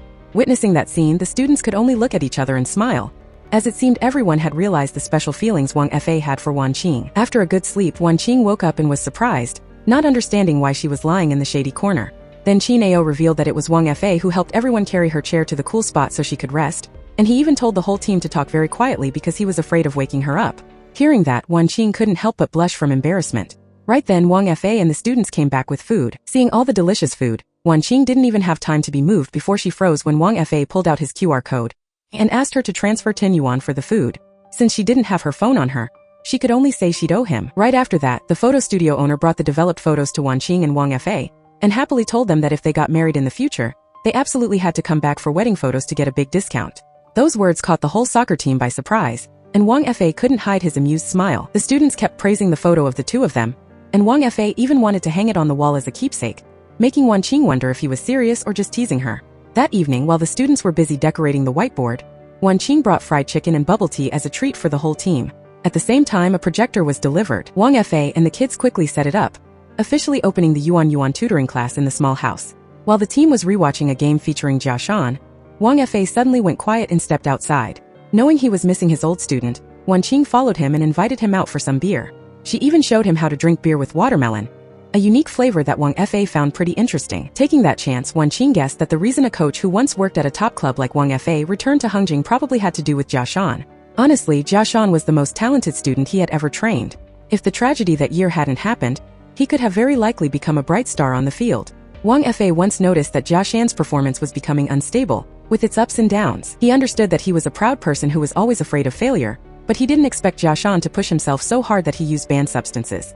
For a professional player, that's a mistake that can lead to a very severe penalty, from being banned from playing and fined to the risk of facing legal trouble. After that incident, Jia Shan was dropped from the Changxing team roster and never returned to the field again. Hearing the story, Wan Qing could only fall silent, feeling sorry for a talent that had faded away. The next morning on the field, Wang Fa set up a bunch of cones for the students to do fitness training. The drill included a 30-meter sprint with the ball, weaving through cones, then jumping, dribbling through slalom poles, and finishing at the goal. But not a single person could complete the challenge perfectly. Seeing that, Wang Fa demonstrated it himself. In just 32 seconds, he dribbled past every obstacle with speed and technique that left the whole team stunned. Even Wan Qing couldn't help but stare at that attractive sight. In the moment Wang Fa went all out on the field, his professional coach aura stood out even more, radiating a charm that was hard to look away from. After the demonstration, Wang Fa reminded his students that stamina is always the most important foundation of soccer. No matter how advanced the tactics or how skillful the technique, the gap in stamina is something that can't be made up for. Those words immediately fired up the team's spirit. Everyone eagerly threw themselves into practice. Before ending the session, Wan Qing also didn't forget to remind everyone to come to the tutoring class on time after dinner. In the evening, the students gathered at the secret base, happily hanging commemorative photos on the wall. The atmosphere was very lively because everyone saw this place as the team's common home. Right then, Boss Su came to invite Wang Fa to be the coach for his team. Hearing that news, the students were immediately worried, because they feared losing the teacher they respected so much. Wan Qing and the whole team secretly followed them to eavesdrop on the situation, but they were quickly discovered by Wang Fa. Seeing Wan Qing use the excuse of coming to eat, he called everyone to join them and sit together. As soon as they saw the shrimp and crab on the table, Zhang He's group dove in to enjoy them as if they hadn't had a big feast in a long time. During the meal, Boss Su said that Wang Fa shouldn't waste his time with a team like number 8 high school, and should consider joining his team instead. Hearing that, Wan Qing was immediately annoyed because she felt those words insulted her students. She affirmed that Wang Fa accepted the coaching job because he saw their potential and demanded that he take back his words. Boss Su had to apologize, while also saying that the company was ready to pay Wang Fa a very high salary. Wan Qing immediately shot back that the price she offered was definitely something he couldn't beat, which made Wang Fa just smile. After leaving his business card, Boss Su said goodbye, and Wang Fa went back to running as usual, while Wan Qing and the students couldn't hide their worry knowing the place inviting him was Yongchuan Hangzhou. Back home, Wan Qing kept wondering what would happen to the team if Wang Fa really left. Not long after, she intentionally went to the convenience store hoping to run into him by chance. When she saw Wang Fa appear, she drank beer while coaxing him to unbox a Labubu box, then cutely said she had a secret place that specializes in curing bad moods and wanted to take him there. Wang Fei didn't refuse. The destination was a pet shop where Wanqing introduced Potatoes the dog, her closest four-legged friend. According to her, just looking at cute dogs makes all your worries disappear. Then she sadly opened up that if Wang Fei really left, no one would manage those naughty students anymore, and they would surely mess up the whole school. Hearing those words, Wang Fei suddenly felt like she was blaming an ex-husband after a divorce for not taking care of the kids. Wanqing planned to take the chance to express her wish for him to stay, but right then the shop unexpectedly lost power, making her lose the courage to keep talking. When she invited him for a late-night snack, Wang Fei just quietly left, and Wanqing didn't understand why every time she faced him, the honest words couldn't come out. The next morning, noticing the students practicing with a sluggish and distracted mood, Wang Fei immediately dismissed the whole team. The reason wasn't because they were tired or hungry, but because everyone was worried he would accept the offer from Yongchuan Hangzhou. Facing everyone's anxious looks, Wang Fei said that right now he still hadn't accepted the invite, but also stated that they weren't the reason he stayed. He emphasized that if they couldn't focus on practice, then the practice session had no meaning. Seeing the atmosphere become heavy, Wanqing had to let the whole team take a break. When the kids brought the equipment back to the storage room, everyone was sad and thought that Yongchuan Hangzhou was much better than their team, so it was understandable that the coach wanted to leave. Wanqing gently comforted them that if Wang Fei really chose Hangzhou, it wasn't their fault, because everyone had tried their best and played very well. Even so, she herself understood that those words were just encouragement. In Wanqing's heart, she was still overwhelmed with worry, not knowing what to do to keep Wang Fei and protect the hope of her students. 15 to 20. Just as Wanqing was about to leave school, Qin Ao's group showed up with a bunch of grilled skewers to find her. Then the whole group took her to an abandoned construction site and revealed it was their secret base, warning her that if she leaked the secret, she'd be taken out. Wanqing laughed and happily agreed to keep the secret. Seeing Lam how nice the kids were being to her, Wanqing quickly guessed it all had to do with Wang Fei. Qin Ao sighed, saying that all good things must come to an end. Lin Du hoped Wanqing would try to convince the coach one more time, but Qin Ao thought Wang Fei wasn't stupid enough to turn down an offer from such a big company. Seeing Wanqing look sad, Xian Shu came over to comfort her, saying it was the coach's choice and that Wanqing had done so much for the team already, so she didn't need to feel guilty. The whole group would keep studying hard, and who knows, maybe they could still get into a good university later. Wanqing then asked them why they were still sticking with soccer. Xian Shu's group said that before, they played to prove something to their parents, but now it was to prove their own worth. Because besides soccer, they had almost nothing else that could make them feel proud of themselves. After saying that, the group asked to step out for some fresh air, leaving Wanqing with a million thoughts running through her head. That night at the soccer field, Wanqing asked Wang Fei why people want to play soccer. He just replied that someone who doesn't have their own answer can't understand someone else's answer either. Hearing that, Wanqing quietly took off her jacket. She asked Wang Fei to call her in 90 minutes and then started running around the field by herself. After a few laps, she truly felt how exhausting running was, yet the players had to compete at a much higher intensity. She didn't understand what made the kids willing to push through the exhaustion and keep fighting game after game, and she didn't know what they were really chasing on the field. Maybe putting all your passion into chasing something good is just human instinct, and when the passion is big enough, the reason doesn't really matter anymore. Seeing that Wanqing was getting tired, Wang Fei started running with her. Even though she was almost exhausted, Wanqing had only finished 41 minutes, which wasn't even half the time of a full match. In that exact moment, Shi Kuikeng finally found the answer. Soccer doesn't actually need a reason. The most important thing is those brave steps that keep moving forward. Before coming to Hengqing, Wanqing used to think her life had no possibilities left, but now there are so many people and so many things that make her unable to let go. She always respects the students' choices, but only now did she realize they've had their answer for a long time. What they need is just someone ready to lend a hand, and the person who really has to make a choice is her. After running too many laps, Wanqing's legs were so sore that her steps became shaky. At that exact moment, Wang Fei still didn't forget to pull out the QR code for her to pay like usual. After getting the money, he immediately bent down to carry her back on his shoulders. Wanqing didn't forget to remind him to walk carefully so he wouldn't drop her, while Wang Fei just calmly replied with a familiar nickname. Your Highness, the Twinkling Star Genius. Back in her room, Wanqing opened the chat history with Xiaoming, and finally confirmed the truth that she is indeed Gui Bai. She thought to herself that maybe she couldn't help Xiaoming, but that doesn't mean she will give up on helping others. The next morning at the tutoring class, Wanqing asked the students to write down 100 things they wanted to do. She said that back in college, her teacher gave a similar assignment and she always felt it had a very special meaning. So the whole team started focusing on writing down their dreams and goals. During that time, Wang Fei was still sitting there sleeping, so Wanqing gently walked over and placed a piece of paper and a pen in front of him. Going inside, the students curiously asked what this exercise was actually for, so Wanqing explained that knowing clearly what you really want isn't a normal thing, but is a very rare and extremely hard to achieve psychological accomplishment. Hearing that, the whole group went back to work writing diligently. When everyone finished their list of 100 things to do, Wanqing asked each person to cross out 20 things they thought they definitely couldn't do. After that, she kept telling them to delete 20 more things they felt weren't too important, and continued removing them until the list had only 5 things left. Even though they didn't understand why she made them do so many steps, the kids still obediently followed along. When only 5 things were left, Wanqing again asked everyone to cross out 4 more, and only keep the single most important one. Right after hearing that, Changyi tore up the paper and walked away. Wanqing looked at the remaining students and gently said that there are many good things in the world that people are unwilling to let go of, but there will always be one thing that, no matter how much pain you have to endure, you absolutely want to keep. She hopes they will really think it over very carefully. Finally, Wanqing realized the one thing almost all of them picked was to keep playing soccer and win the title. Right when things were getting noisy, Wang Fei woke up too. He saw a paper frog next to him, and while the students were now daring to dream of the championship, they were still deep down afraid he would leave. Seeing that, Wanqing asked, "If the coach and I weren't around, would you guys just give up on soccer?" Wang Fei also walked in and asked that exact same question one more time. After thinking it over, the students finally realized that even without their teachers, they still had each other, so there was nothing to be afraid of anymore. Hearing that answer, Wang Fei and Wanqing both smiled because they knew the kids finally got the point of the lesson. After the lesson on finding their dreams ended, the kids left one by one. Wanqing then told Wang Fei that she didn't want to keep being a lazy person. Whether he stayed or left, she had decided she would keep leading the kids to chase their soccer dreams. Hearing that, Wang Fei just smiled and reminded her to work hard on getting them into the top 500 of the grade like she had promised. The next morning, Wanqing went back to the tutoring class and told the kids that if they wanted to reach the top 500, just memorizing vocabulary wasn't going to be enough. When everyone picked a book they liked, she made all of them read up to page 100. Then, within 10 minutes, they had to summarize the content in their own words. If they couldn't do it, they would have to write a 500-word reflection essay. At the same time, Wang Fei asked Yubo to bring over a bunch of tapes of classic games to show the students more of the world. Right then, Qing called to ask when he was finally going to join Hangzhou. Wang Fei calmly replied that since he had accepted a job for someone else, he had to be responsible and teach them properly until the end. But Qing thought he had developed feelings for Wanqing.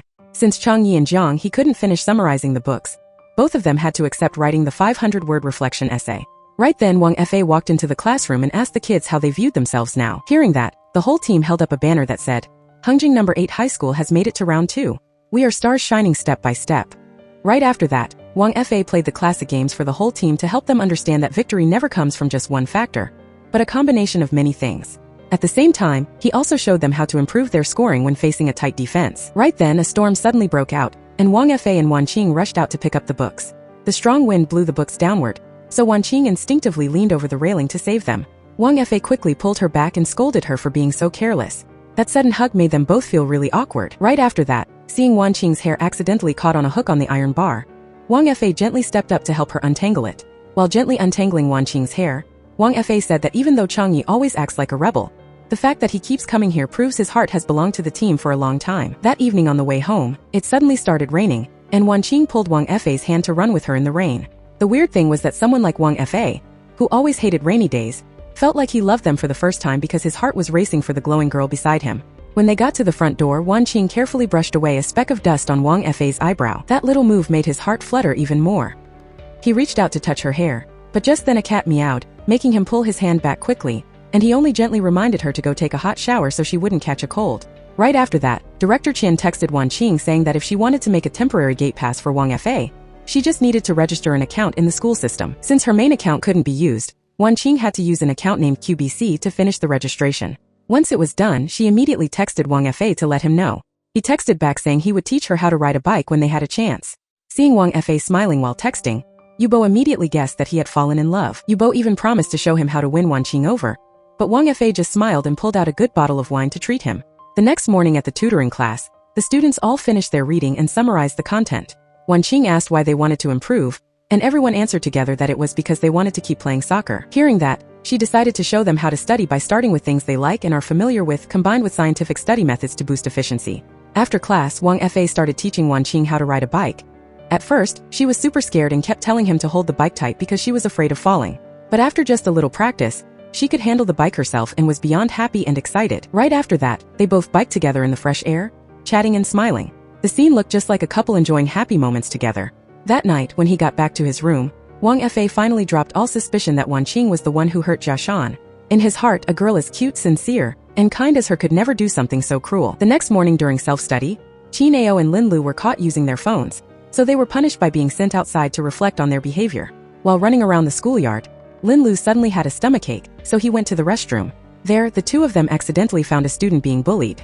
Without hesitating, they immediately stepped in to help and planned to take the two bullies to see Director Jean. But those two guys weren't even scared. they turned around and started provoking and mocking the school's soccer team, saying they only knew how to play soccer and brought shame to the school. Not being able to take it anymore, Chin-ao and Lin Lu jumped in and started a fight with them. When the four of them were brought before Director Jin, Yoon-chi kept insisting that Chin-ao and Lin Lu were the ones who started the fight. The two boys immediately fought back, accusing Yoon-chi of constantly bullying other students. Hearing that, Director Jin told Mr. Wang to call the bullied student, Yi-hao, to come and confront them. But in front of the teachers, Yi-hao didn't dare to admit he had been bullied by Yoon-chi. Chin-ao and Lin Lu were totally shocked and kept telling him to speak the truth. But in the end, Director Jin still let the two bullies go back to class. Feeling so mistreated, Chin-ao angrily called Director Jin a monster because he only sided with smart students who had no morals. Feeling insulted, Director Jin immediately demanded that Chin-ao's parents come to school. Not scared at all, Chin-ao called his parents himself. When the parents arrived, Chin-ao and Lin Lu still insisted they were just helping a bullied friend. Yet in the end, they were labeled as the troublemakers. But even when Director Jin announced he would take disciplinary action, Chin-ao still stuck to the claim that he was being framed. Hearing that, his dad got angry, slapped him, and forced him to apologize to the teacher. Chin-ao firmly insisted he did nothing wrong, and then turned around and ran away. By evening, Lin Lu called Wan Qing to report that he had lost contact with Chin-ao for a while. Hearing that, she immediately told Lin Lu to just go home and rest, and she would go look for him right away. After that, she and Wang Fa split up to search all over the shopping mall, but they still couldn't find any sign of him.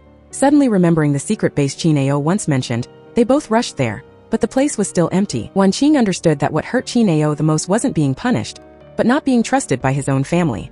That feeling made her remember a memory from years ago, when her father misunderstood her for stealing money to buy toys. Even though he later found the lost money, he never once apologized to her. Because she had once felt the pain of being framed like a knife cutting into her heart, she wanted to find Chin-ao even more to tell him that he deserved to be trusted.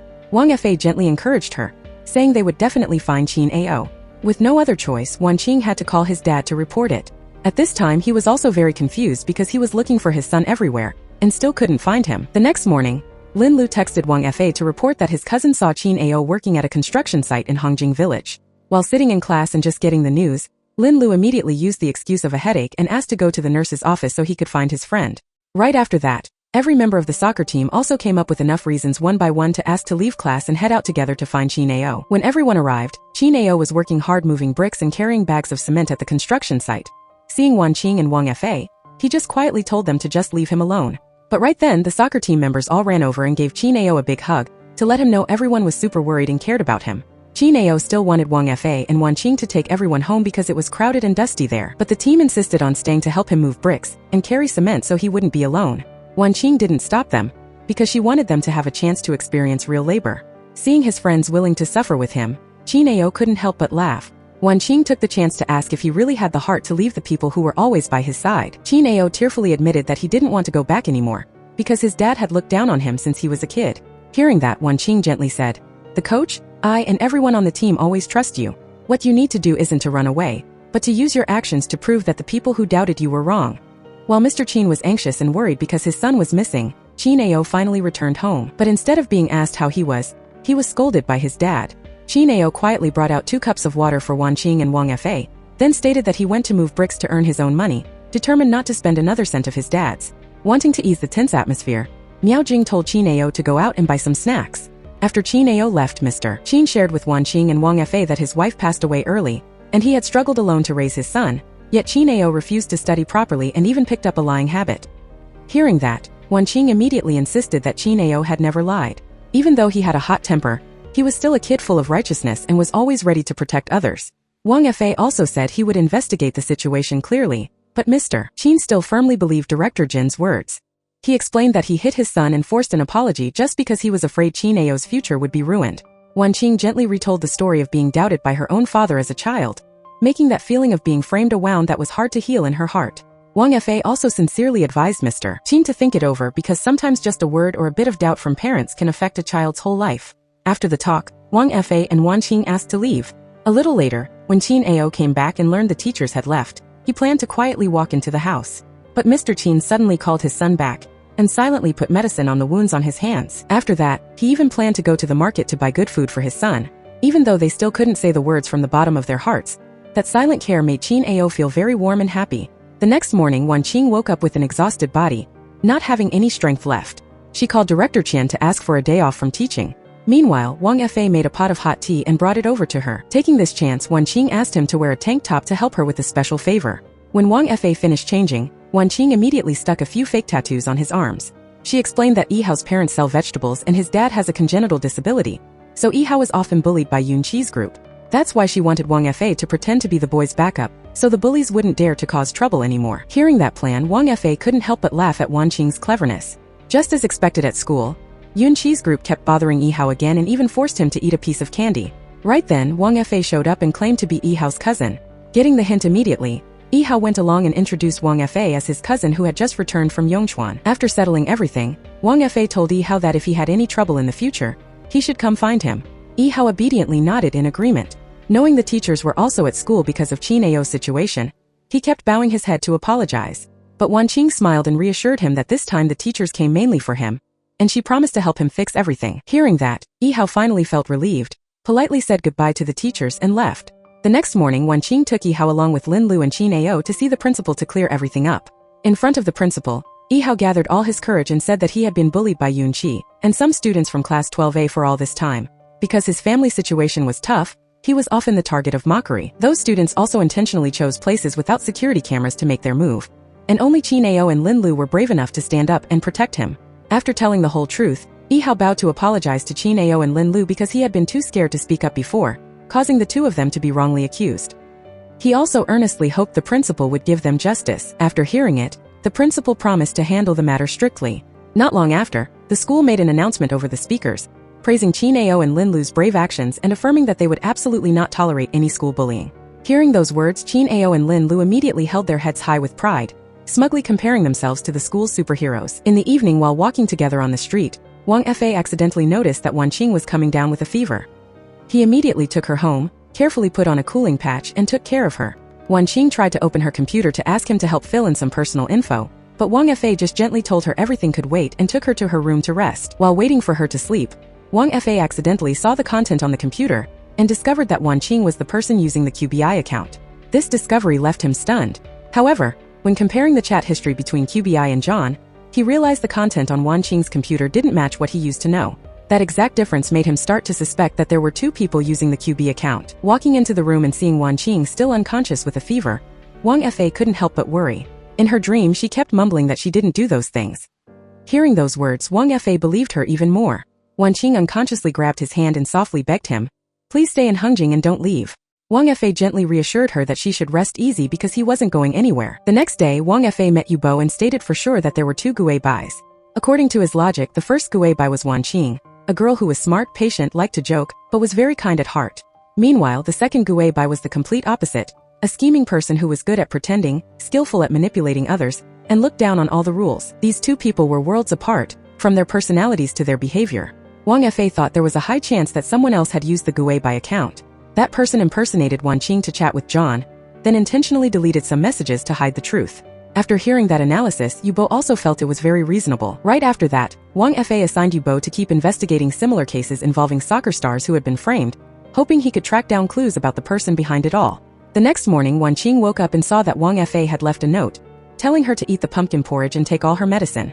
After a night of rest, her health slowly recovered. When she went back to class, the students all kindly checked on her, making Wan Qing smile and reply that she was full of life. Only 7 days were left until the monthly exam, so Wan Qing immediately highlighted the key knowledge for the whole team to review. After days of hard study, the kids entered the exam room with a determined spirit.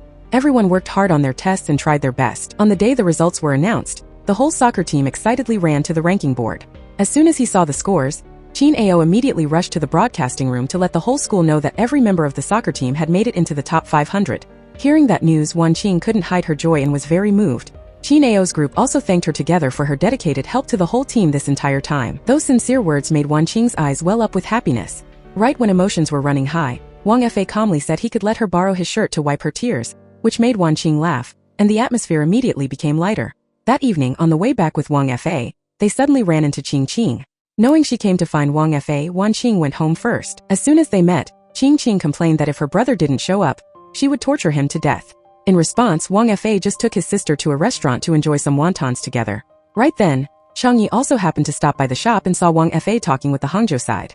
Boss Su kept trying to convince him, repeatedly offering an attractive salary to invite him to lead the club's youth team. But Wang Fa still firmly refused and stated he would not join Hangzhou. Right after that, Wang Fa revealed to Boss Su that Qing was actually his sister. Knowing that relationship, Boss Su could only ask to leave. Qing still didn't understand why her brother turned down the chance to lead Hangzhou's youth team, which would help her develop the club and have a bright future just to stay and be dedicated to a school team. Only then did she realize the real reason. Wang Fa liked Qing, so he couldn't bear to leave. Faced with his sister's guess, he didn't deny it at all. He just straight up admitted that he really liked her and would worry about other things later. To celebrate the achievement of the whole team making it into the top 500 of the school, everyone organized a party. Seeing that they both studied well and worked hard to chase their passion, the barbecue restaurant owner happily gave them a free meal as encouragement. Right when the atmosphere was lively, Chang Yi suddenly texted Xian Shu saying that the coach was meeting with the Hangzhou side. That news immediately made the whole team unable to eat or sleep peacefully. Everyone was worried that the director would convince Wang Fa to leave. After thinking for a while, Lin Lu came up with a mischievous plan, thinking that as long as Wang Fa couldn't get past the beauty trap of teacher Wan Qing, he definitely wouldn't want to leave the team. The next morning, the naughty students played a trick to lure both Wan Qing and Wang Fa to the movie theater, and even insisted that the two of them had to watch the movie together. But when they got there, they found out the tickets were accidentally booked for the next day. Lin Lu and Qin Ao immediately blamed each other, making everyone laugh their heads off. To return the kids' kindness, Wan Qing decided to invite the whole team to the night market for a late-night snack. With the teacher paying for the food, the group immediately dragged each other to enjoy one dish after another, looking just like big, adorable kids. After that, Wan Qing gave each student a glow bracelet so they could be the brightest ones in the night. The whole team had a blast running around and playing, while Wang Fa and Wan Qing looked just like two parents taking their kids out for a stroll. A bit later, the two of them hung up wish cards together.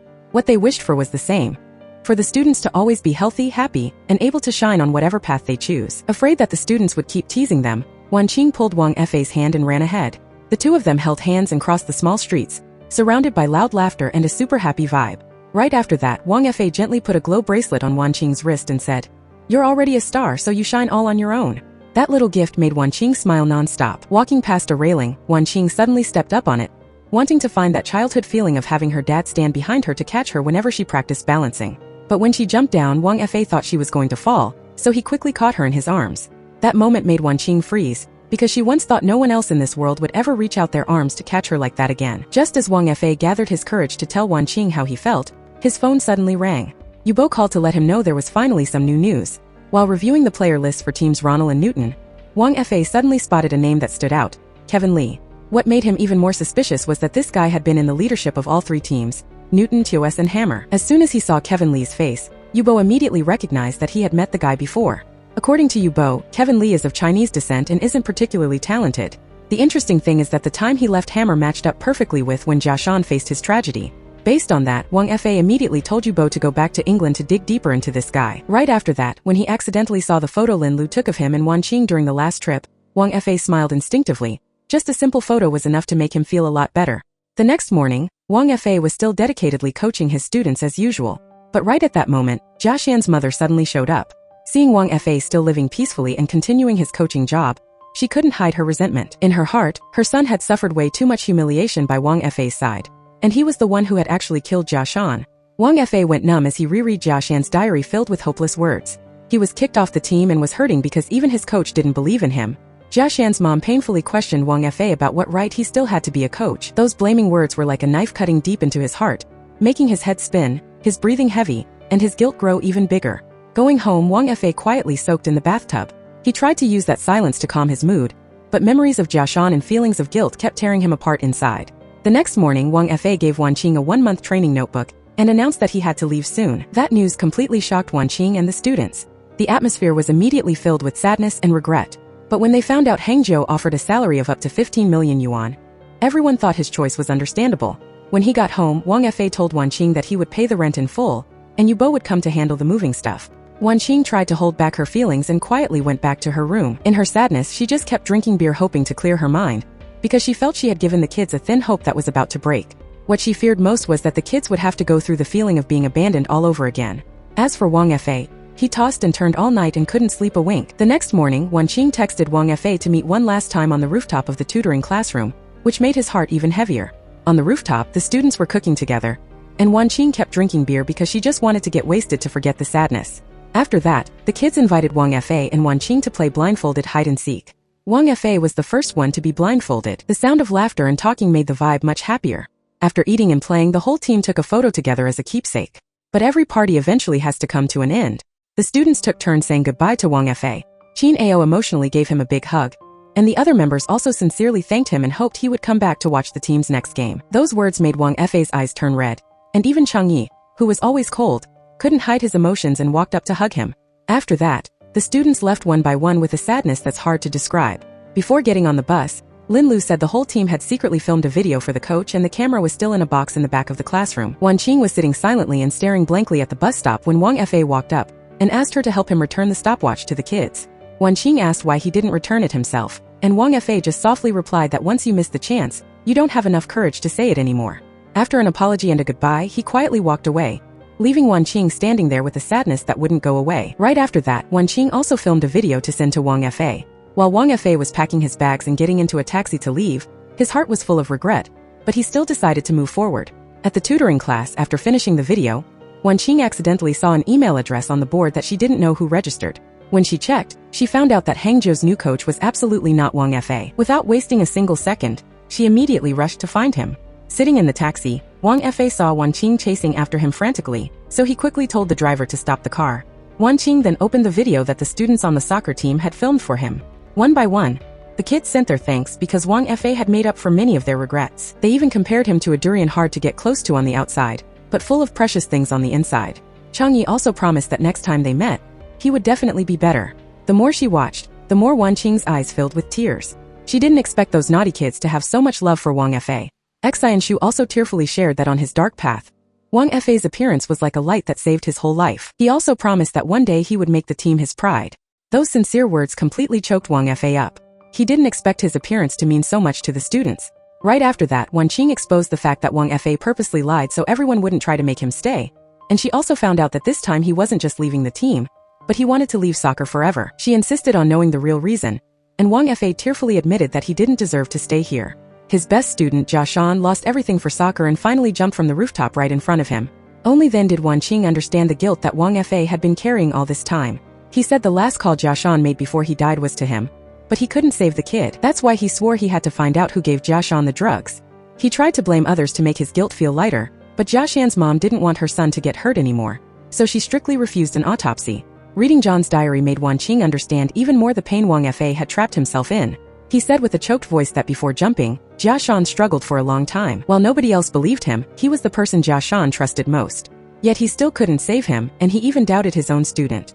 That's why he always thinks he's the one who killed Jia Shan. Wan Qing quietly hugged Wang Fa to comfort him and asked why Jia Shan had to go down that path. Wang Fa bitterly replied that in a high-pressure system, anyone who loses their value can be tossed aside. A teenager who was both proud and sensitive like Jia Shan just couldn't handle it. He also blamed himself for always chasing goals and performance records, accidentally turning players into sacrifices in a harsh arena. Even now, he doesn't know if he was right or wrong in the end. Wan Qing softly said she understood that feeling. Because when you're truly facing pain, any comforting words become useless. She shared that a year ago, she also fell into a dark place and even thought about giving up on life because she felt there was nothing left to hold on to. Then she pulled out a coin and said that before making her decision, she once flipped a coin to choose. Heads meant she would go, and tails meant she would stay.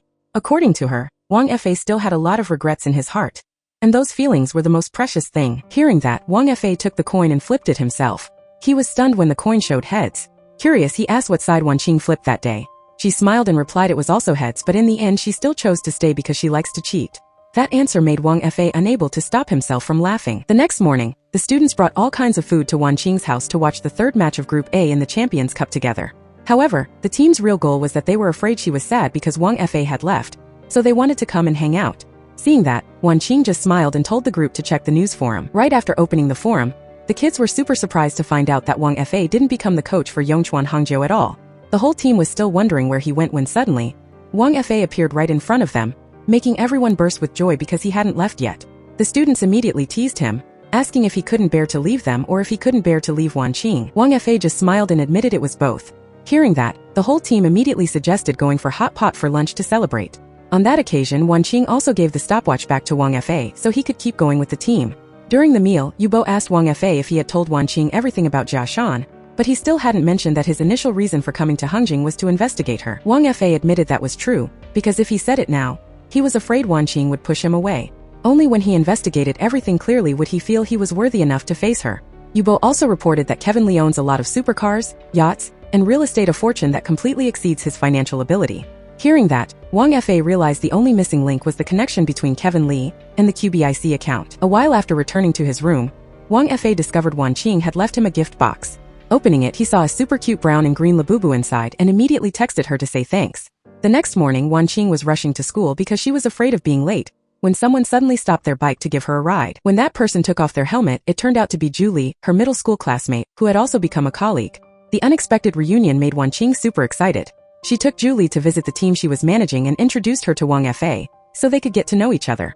When he found out that on Saturday, Wan Qing would go camping with Julie, Wang Fa immediately suggested going along and she happily agreed. On the day of the trip, Yubo drove Qing and Wan Qing's group off for the camping trip. On the way to the campsite, Wang Fa sat watching Wan Qing and Julie chat animatedly the whole way and felt like he was a third wheel. But when Wan Qing dozed off and unconsciously rested her head on his shoulder, Wang Fa's lips couldn't help but curl up in delight. After arriving at the campsite, Wan Qing still stuck close to Julie. While Wang Fa was being teased by Qing about not being as good as her best friend, it made him feel both helpless and clearly jealous. When Yubo found out Julie was a top student who returned from abroad but still chose to stay in Hengjing just for Wan Qing, he laughed and said that reason was just like Wang Fa's. Hearing that, he froze for a few seconds and then awkwardly had to admit it. To break the ice, all five of them raised their glasses to drink and played a card-guessing game. No matter how hard Yubo tried to explain, Wang Fa still couldn't understand his teammate. On the other hand, Wan Qing and Julie worked together perfectly. As soon as one gave a hint, the other guessed it right away, making Yubo just shake his head in disappointment at Wang Fa's clumsiness. A little later, while Wan Qing and Julie were talking by the lakeside, a strange object suddenly flew toward them. Wan Qing reflexively put her hands up to cover herself, causing the watch on her wrist to fall into the lake. She was about to jump in to find it, but Julie held her back. Seeing this, Wang Fa didn't hesitate to jump into the lake to help her find it. It wasn't until evening that Wang Fa finally found the watch. This deeply moved Wan Qing because she didn't expect him to be so dedicated just for her watch. Later, Wang Fa even repaired the watch himself because he knew it was a keepsake from her grandpa, and the thing Wan Qing cherished most. Seeing she was still worried, Wang Fa gently reassured her that as long as she trusted him, nothing would happen. As he carefully put the watch back on Wan Qing's wrist, he leaned in close as if he were about to kiss her. Wan Qing also closed her eyes, quietly waiting for that moment. But just then, Yubo suddenly appeared because of an emergency. He reported that Kevin Lee had sold off all his houses and cars in a single day and quit his job to go to Africa. Hearing this, Wang Fa immediately told Yubo to book the earliest flight to England. When they got back to the tent, Julie smiled and asked Wan Qing if she had fallen for Wang Fa. Wan Qing only gave a soft smile instead of an answer. Right at that moment, Wang Fa walked up and announced that he had to head to the airport immediately to deal with an urgent matter. He told her that if anything happened with the team, she should contact him right away. Wan Qing only softly replied that she would wait for him to come back. Right after that, Wang Fa hurriedly hit the road. Because she almost lost the watch during the camping trip, Wan Qing decided to put it away carefully to avoid another accident. After many hours of flying, Wang Fa and Yubo finally arrived in London, England. Wang Fa decided that the goal this time was to get a statement from Kevin and find evidence related to Gue Bai. He believed that if they knew how to use the existing clues to play mind games with the opponent, they would likely get results. If Kevin and Gue Bai really had a hiring relationship, then there would definitely be payment records. But for someone as careful as Gue Bai, there's a high chance they chose to pay in cash to avoid leaving a trail. Hearing that, Yubo immediately said he would check all the weather data in London from a year ago, while also cross-checking it with the Hammer Club's game schedule to find more clues. While Wan Qing was sitting there studying the data on the opponent, she couldn't stop thinking about Wang Fa. Right then he called. Knowing she was looking at the game files, Wan Qing said she was studying the tactics for the Inzhong Yuzhou team. Noticing that the opponent's defense was very solid, she wanted him to help with a few ways to deal with them. Wang Fa immediately analyzed how to beat such a strong team, while Wan Qing listened and carefully took notes on every point. At the end of the call, she softly asked when he would be back. Wang Fa just replied shortly that as soon as everything was settled, he would be right back. The next morning at the tutoring class, Wan Qing brought up the topic of discussing tactics against Inzhong Yuzhou. The students took turns suggesting many plans like defense, counterattack, high pressure, or total football. The whole team kept talking to find the best tactic for the upcoming game. After analyzing for a while, Chang Yi noted that the opponent had very strong physical stamina. Therefore, only by actively using high press and breaking their rhythm would they have a chance to win. When the whole team agreed on this plan, Wan Qing smiled and said this was also the tactic that Wang Fa had proposed. In England, just as Kevin Lee was panicking and preparing to flee, he was blocked by Wang Fa. He bluntly warned that if Kevin didn't cooperate, he would find someone else to investigate. Knowing there was no way out, Kevin reluctantly agreed to talk. Right after that, Wang Fa pulled out a USB drive and said it contained evidence that Kevin had bribed someone to hurt Jia Shan. He demanded Kevin name the person behind it all. Seeing Kevin stay silent, Wang Fa calmly brought up everything that happened on May 17th of last year. It was a rare sunny day. Kevin was absent from an important club activity because he had a secret meeting. That day he paid the deposit in cash, put it in locker number 19, and finished the deal. Wang Fa stated that all the evidence was on this USB. Hearing that, Kevin immediately lunged forward to grab the USB, but he failed. Seeing that he couldn't deny it, he asked if Wang Fa would let him off the hook if he helped find the mastermind. Wang Fa replied that the only thing he wanted was to find the real killer who killed Jia Shan. Kevin then confessed that he only contacted the person online and had never met them in person, so he had no idea about their identity. The only clue he remembered was that the person's account used a butterfly specimen as a profile picture.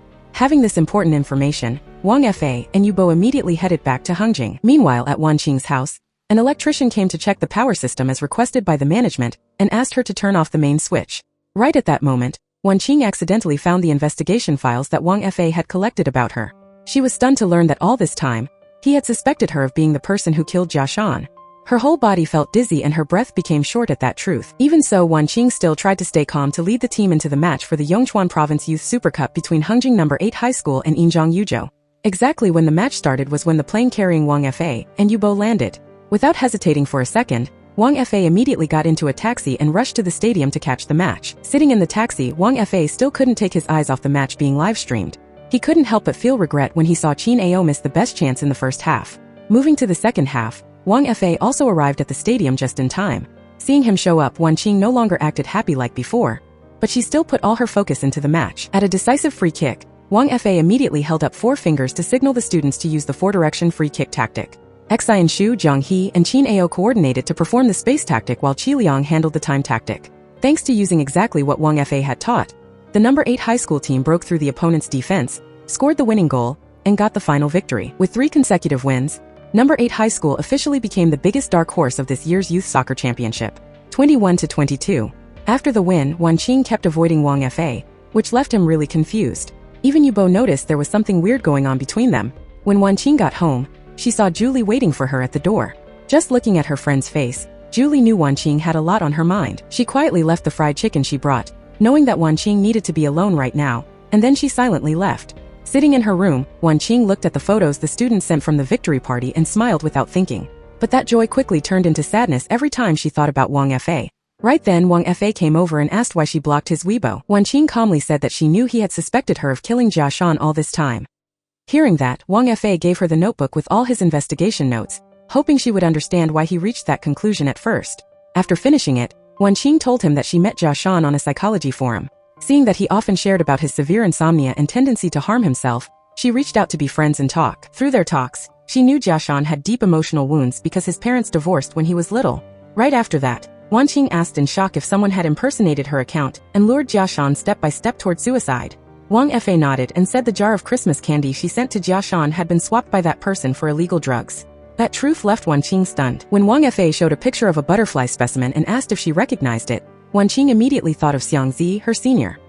He was the one who used to speak for her with others, and she had also flatly rejected his love confession. Hearing down, Wang Fa started suspecting that Xiang Zi was the one behind everything. The next morning, Wan Qing and Wang Fa went to see Xiang Zi. According to the plan, Wang Fa used the excuse that he needed psychological counseling because a student had passed away.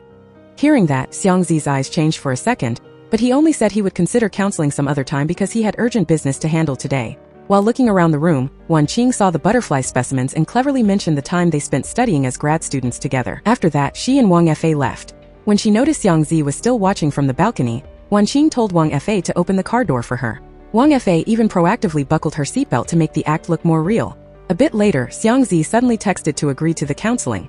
Seizing the chance, Wang Fa immediately built a personal website and asked Yu Bo to mimic Xiang Zi's writing style to post a bunch of messages to draw him in. The 3 of them kept discussing how to get Xiang Zi to take the bait. Their goal was to mess with his head.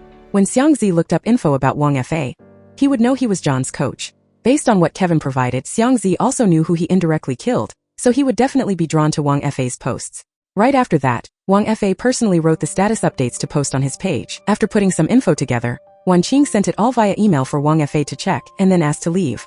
While reading what she wrote, Wang Fa smiled without thinking. Seeing that, Yu Bo expressed his intention to teach him how to woo Wan Qing, but was immediately teased by Wang Fa because he hadn't succeeded in chasing his sister for so many years, so what could he teach others? The next morning, Wang Fa and Wan Qing went back to see Xiang Zi. When he found out Wang Fa was Mr. Win, the person who was a coach at the Changqing Club in England, Xiang Zi's mind started to waver. Wan Qing also purposefully mentioned that Wang Fa's personal page still had many fans, making him pay even more attention. Right after that, Xiang Zi officially started the psychological counseling for Wang Fa. He asked why the death of his student became such a big emotional wound, but Wang Fa always kept a cautious attitude and didn't want to reveal too much.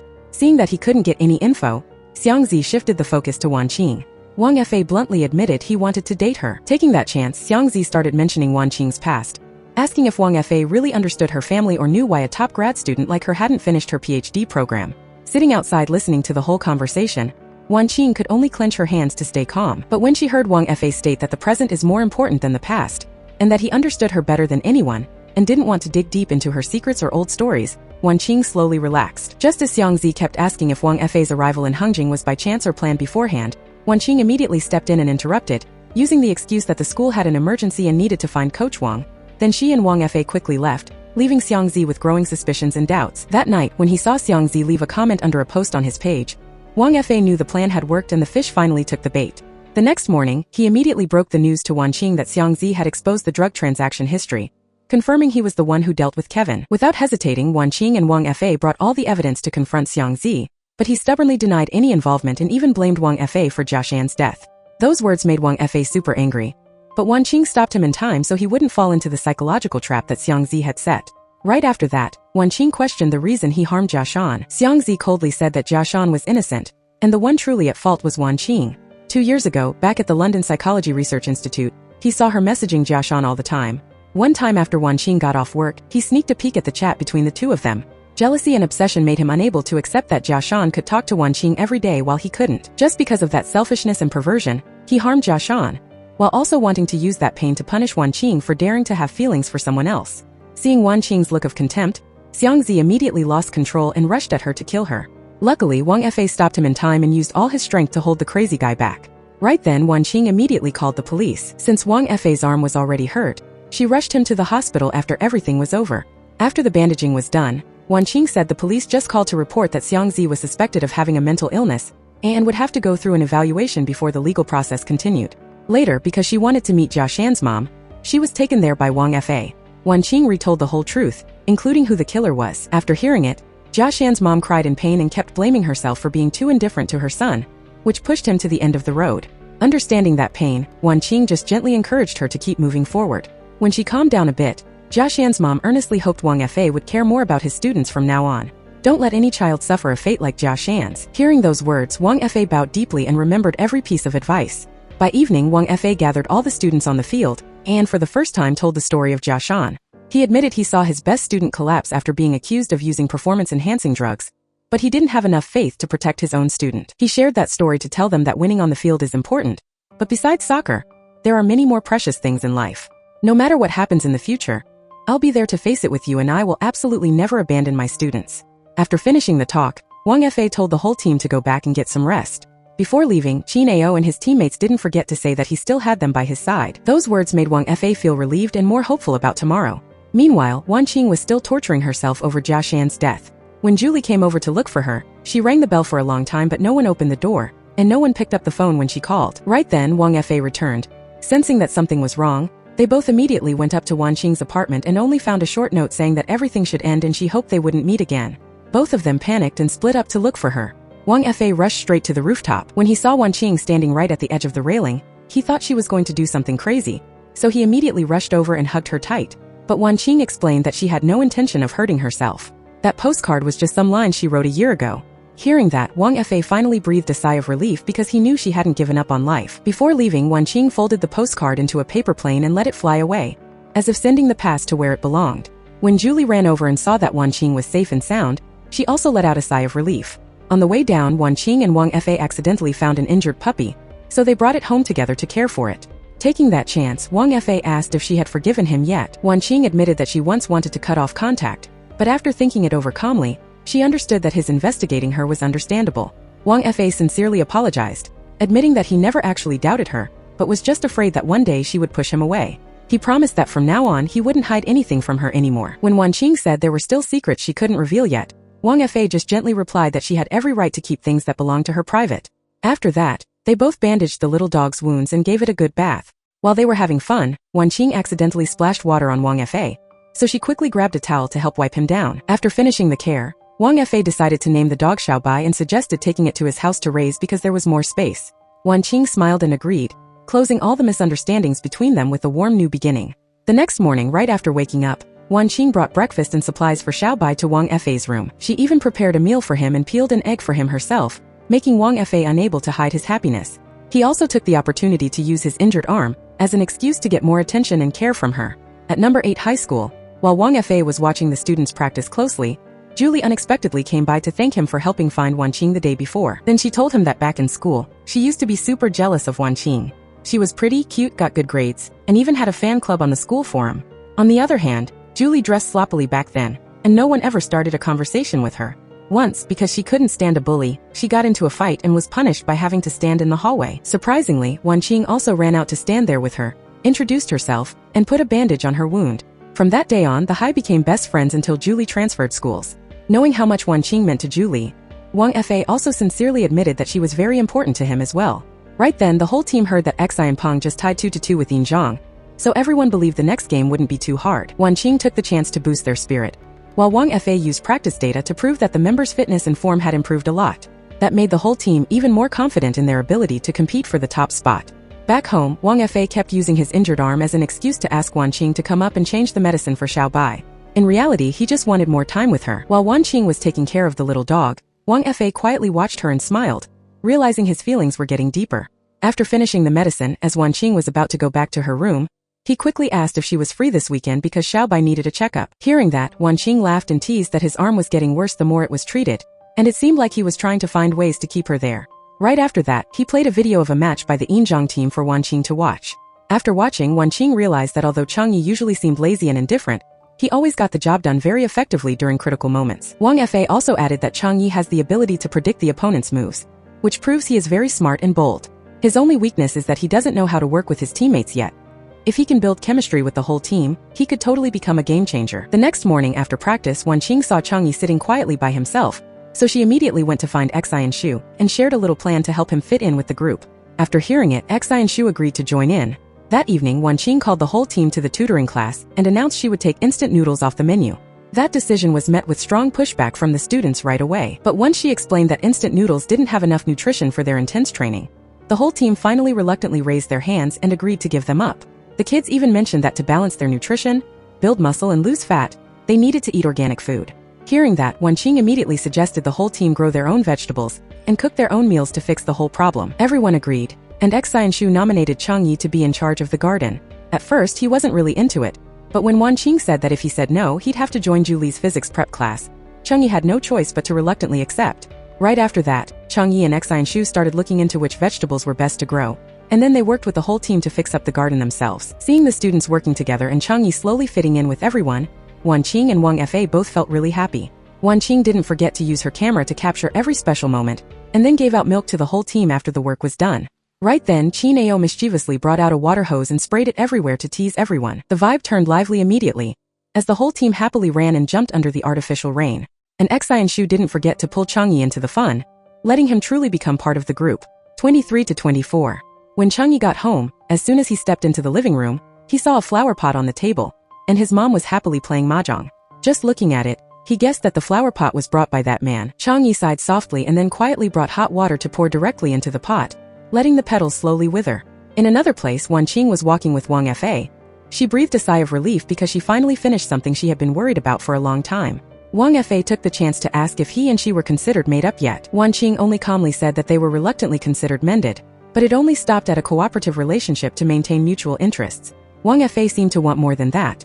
He was just about to speak when Wanqing quickly changed the subject, saying she wanted to buy some fertilizer, which left the conversation hanging. Meanwhile, Changyi sat silently looking at the messy keychain in his hand for a long time. Finally, he decided to clip it onto his bag, but he hid it on the inside so no one could see. The next day, Wanqing and Wang Fa went to the tutoring class and announced that the opponent in the next match would change to the Yongchuan Hangzhou team. That info surprised the whole class because before that, everyone thought the opponent would be Xi and Peng. Wanqing explained that the Xi and Peng team just got an assignment to go to the city to join another activity, so the schedule overlapped, which was why they had to change opponents.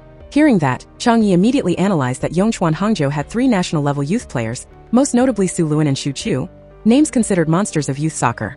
Xi and Shu heard this and asked Wang Fa if their team still had a chance to win. Wang Fa admitted the chance was very small, but there was still hope. The most important thing right now was for everyone to stay calm and practice very hard. After the class ended, everyone left one by one. Xi and Shu stayed behind to arrange the tables and chairs. When he stepped out, he suddenly found his keychain was gone.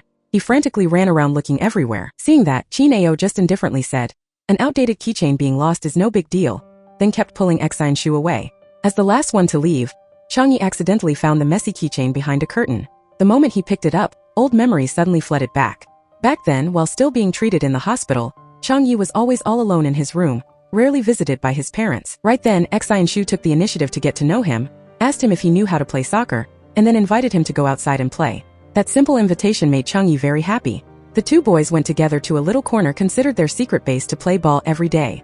During Changye's loneliest and most boring times, Xi and Shu was always by his side to help him get through those long days in the hospital. The two innocent kids slowly became best friends, eating together, playing soccer, and always being each other's emotional support. But every good time has to come to an end. On the day Changyi was about to be discharged, he gave Xi and Shu a soccer keychain as a keepsake. Even though they had played together for a long time, Xi and Shu still didn't know his friend's real name. Changyi promised that in a week, at a birthday party held at a fried chicken shop, Xi and Shu would find out his name. Xi and Shu happily agreed and promised he would definitely be there. But on his actual birthday, Changye's dad didn't let him have the party at the fried chicken shop. Instead, he forced him to go back to Yongchuan for a party with his grandparents. Changye's mom immediately mocked his dad, saying he only wanted to go back to Yongchuan to see his mistress. Right after that, the two of them argued fiercely right there in the car. Unable to stand that atmosphere, Changyi suddenly opened the door and rushed out onto the road.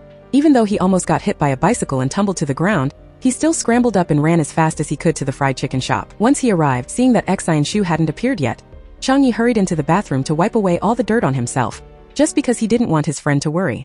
After that, he sat quietly and waited. Time kept passing, but Xi and Shu still didn't come.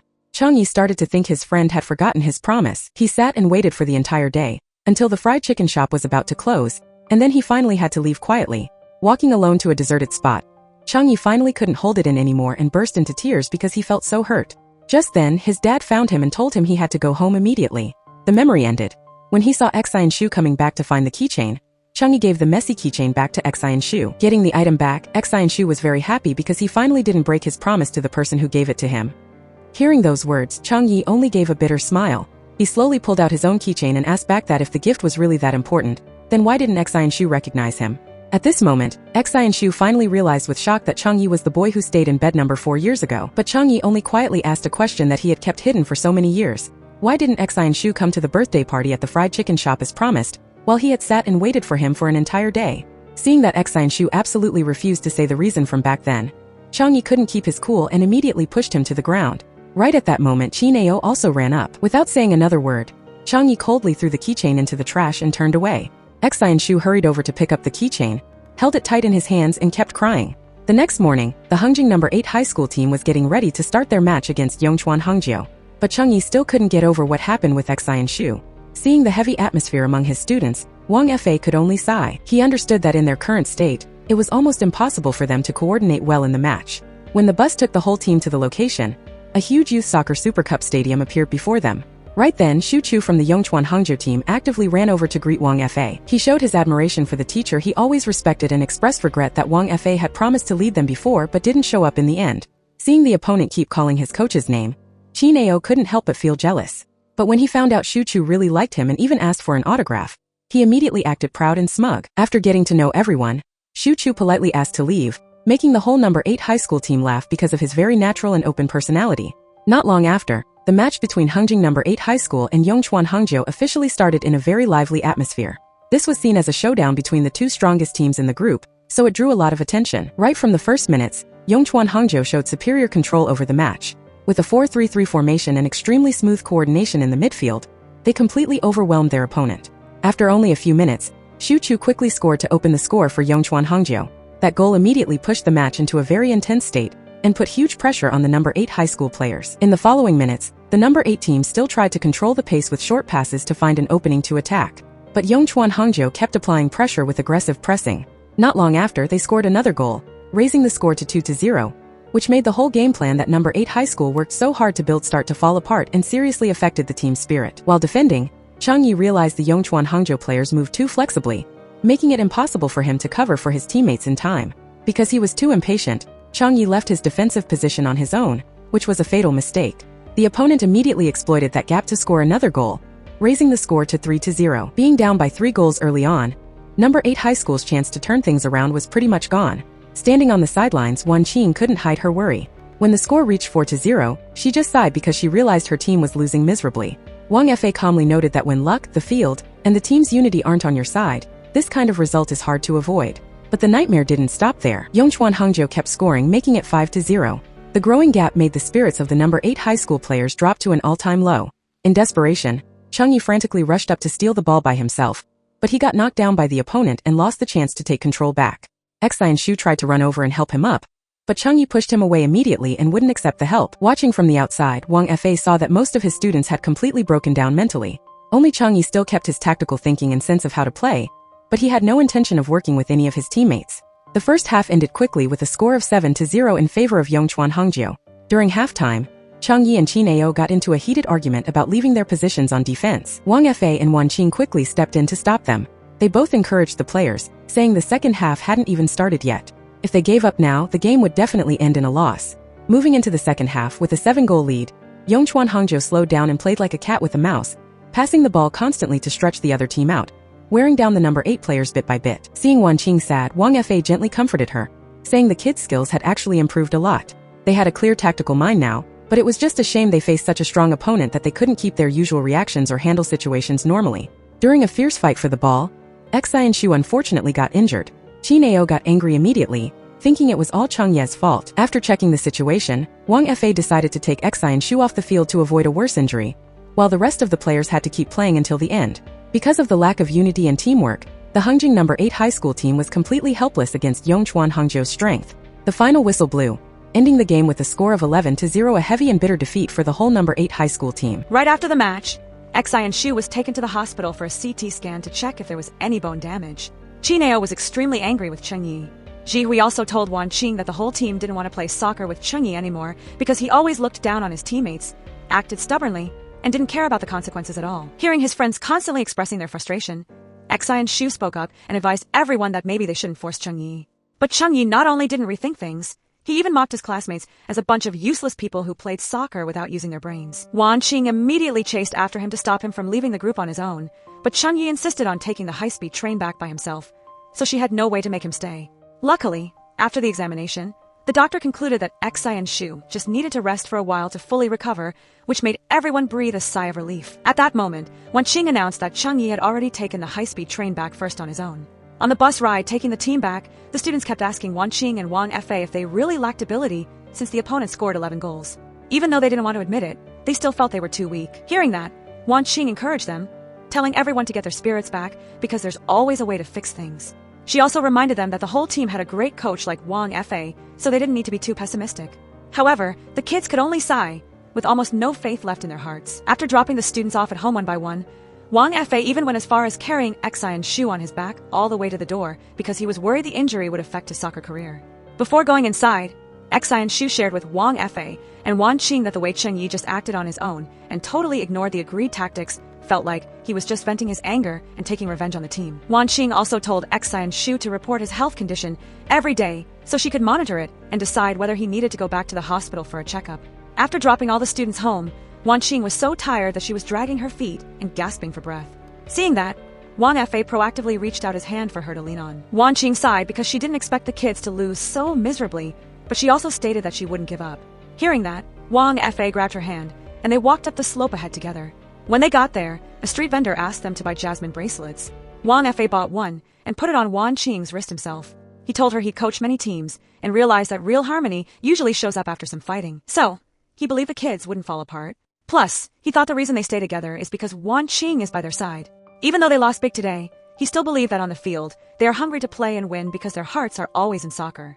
Those words really touched Wan Qing. She sincerely thanked Wang Fa and hoped he would help them get a win in the future. Wang Fa smiled and nodded in agreement. Back at home, Chengyi treated a wound on his side by himself. It was super painful, but he just sucked it up. Right then, Chengyi's dad walked in looking really angry because his son had stood up the former admissions officer. Seeing his son injured from soccer, he got even madder, saying it was stupid to keep messing around with a bottom-tier team that had no future at all. Chengyi immediately stated that he didn't want to go study abroad, but his dad still forced him to follow his arrangements.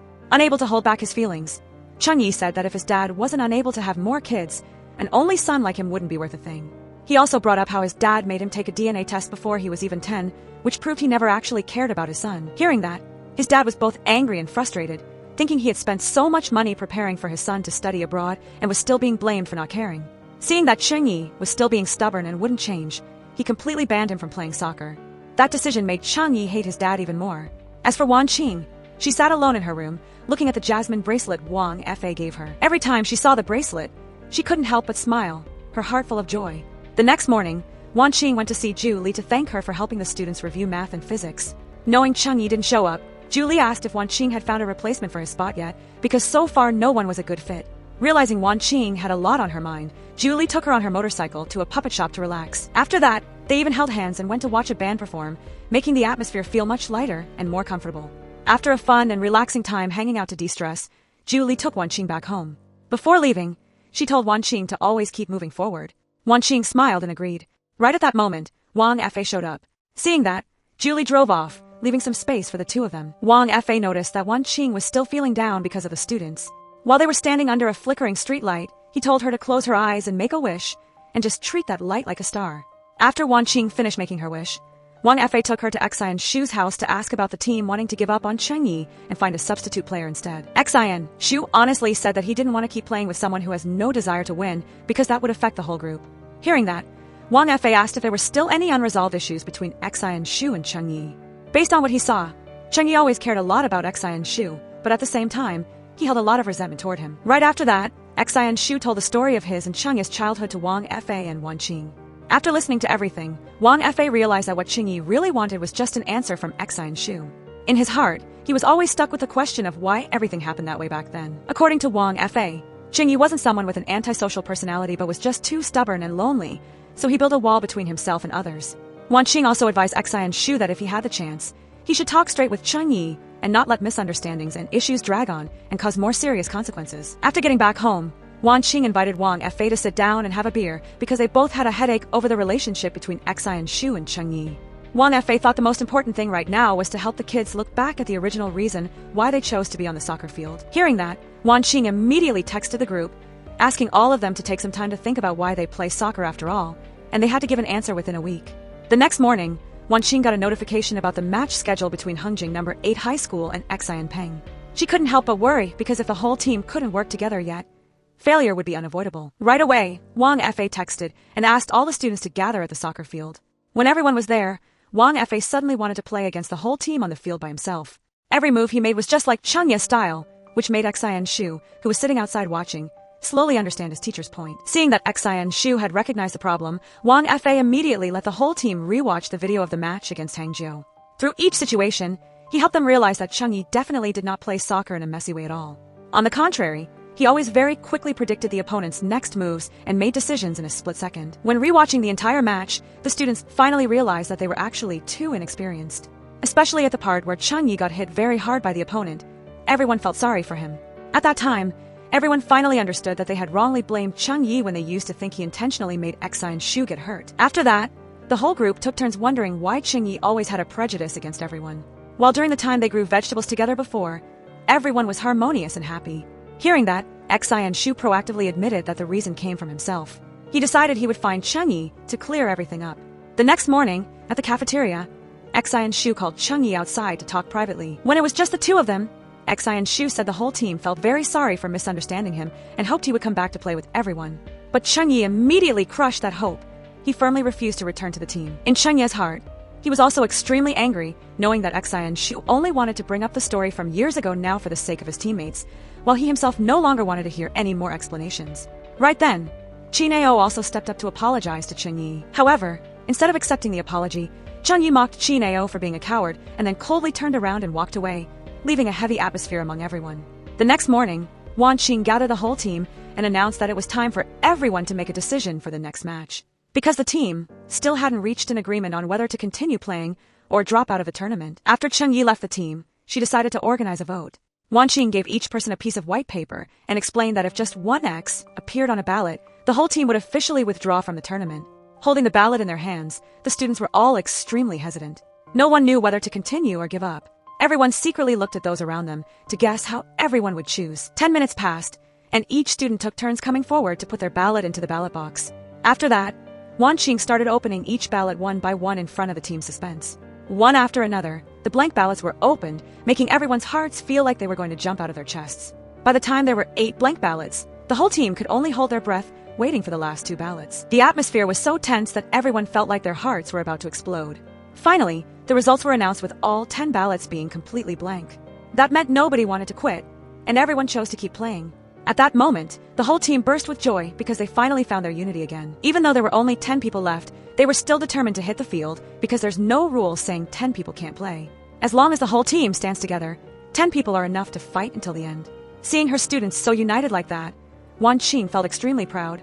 When she got home, Wan Qing still didn't want to give up on Chengyi. However, Wang Fa thought the best way right now was to let Chengyi make his own choice. On the other side, Chengyi was sitting and studying while it was super noisy downstairs because people were gathered to play mahjong, which really annoyed him. Right when he checked his computer, Chengyi received an email sent by Wan Qing. The email had the new match schedule and the team's practice plan.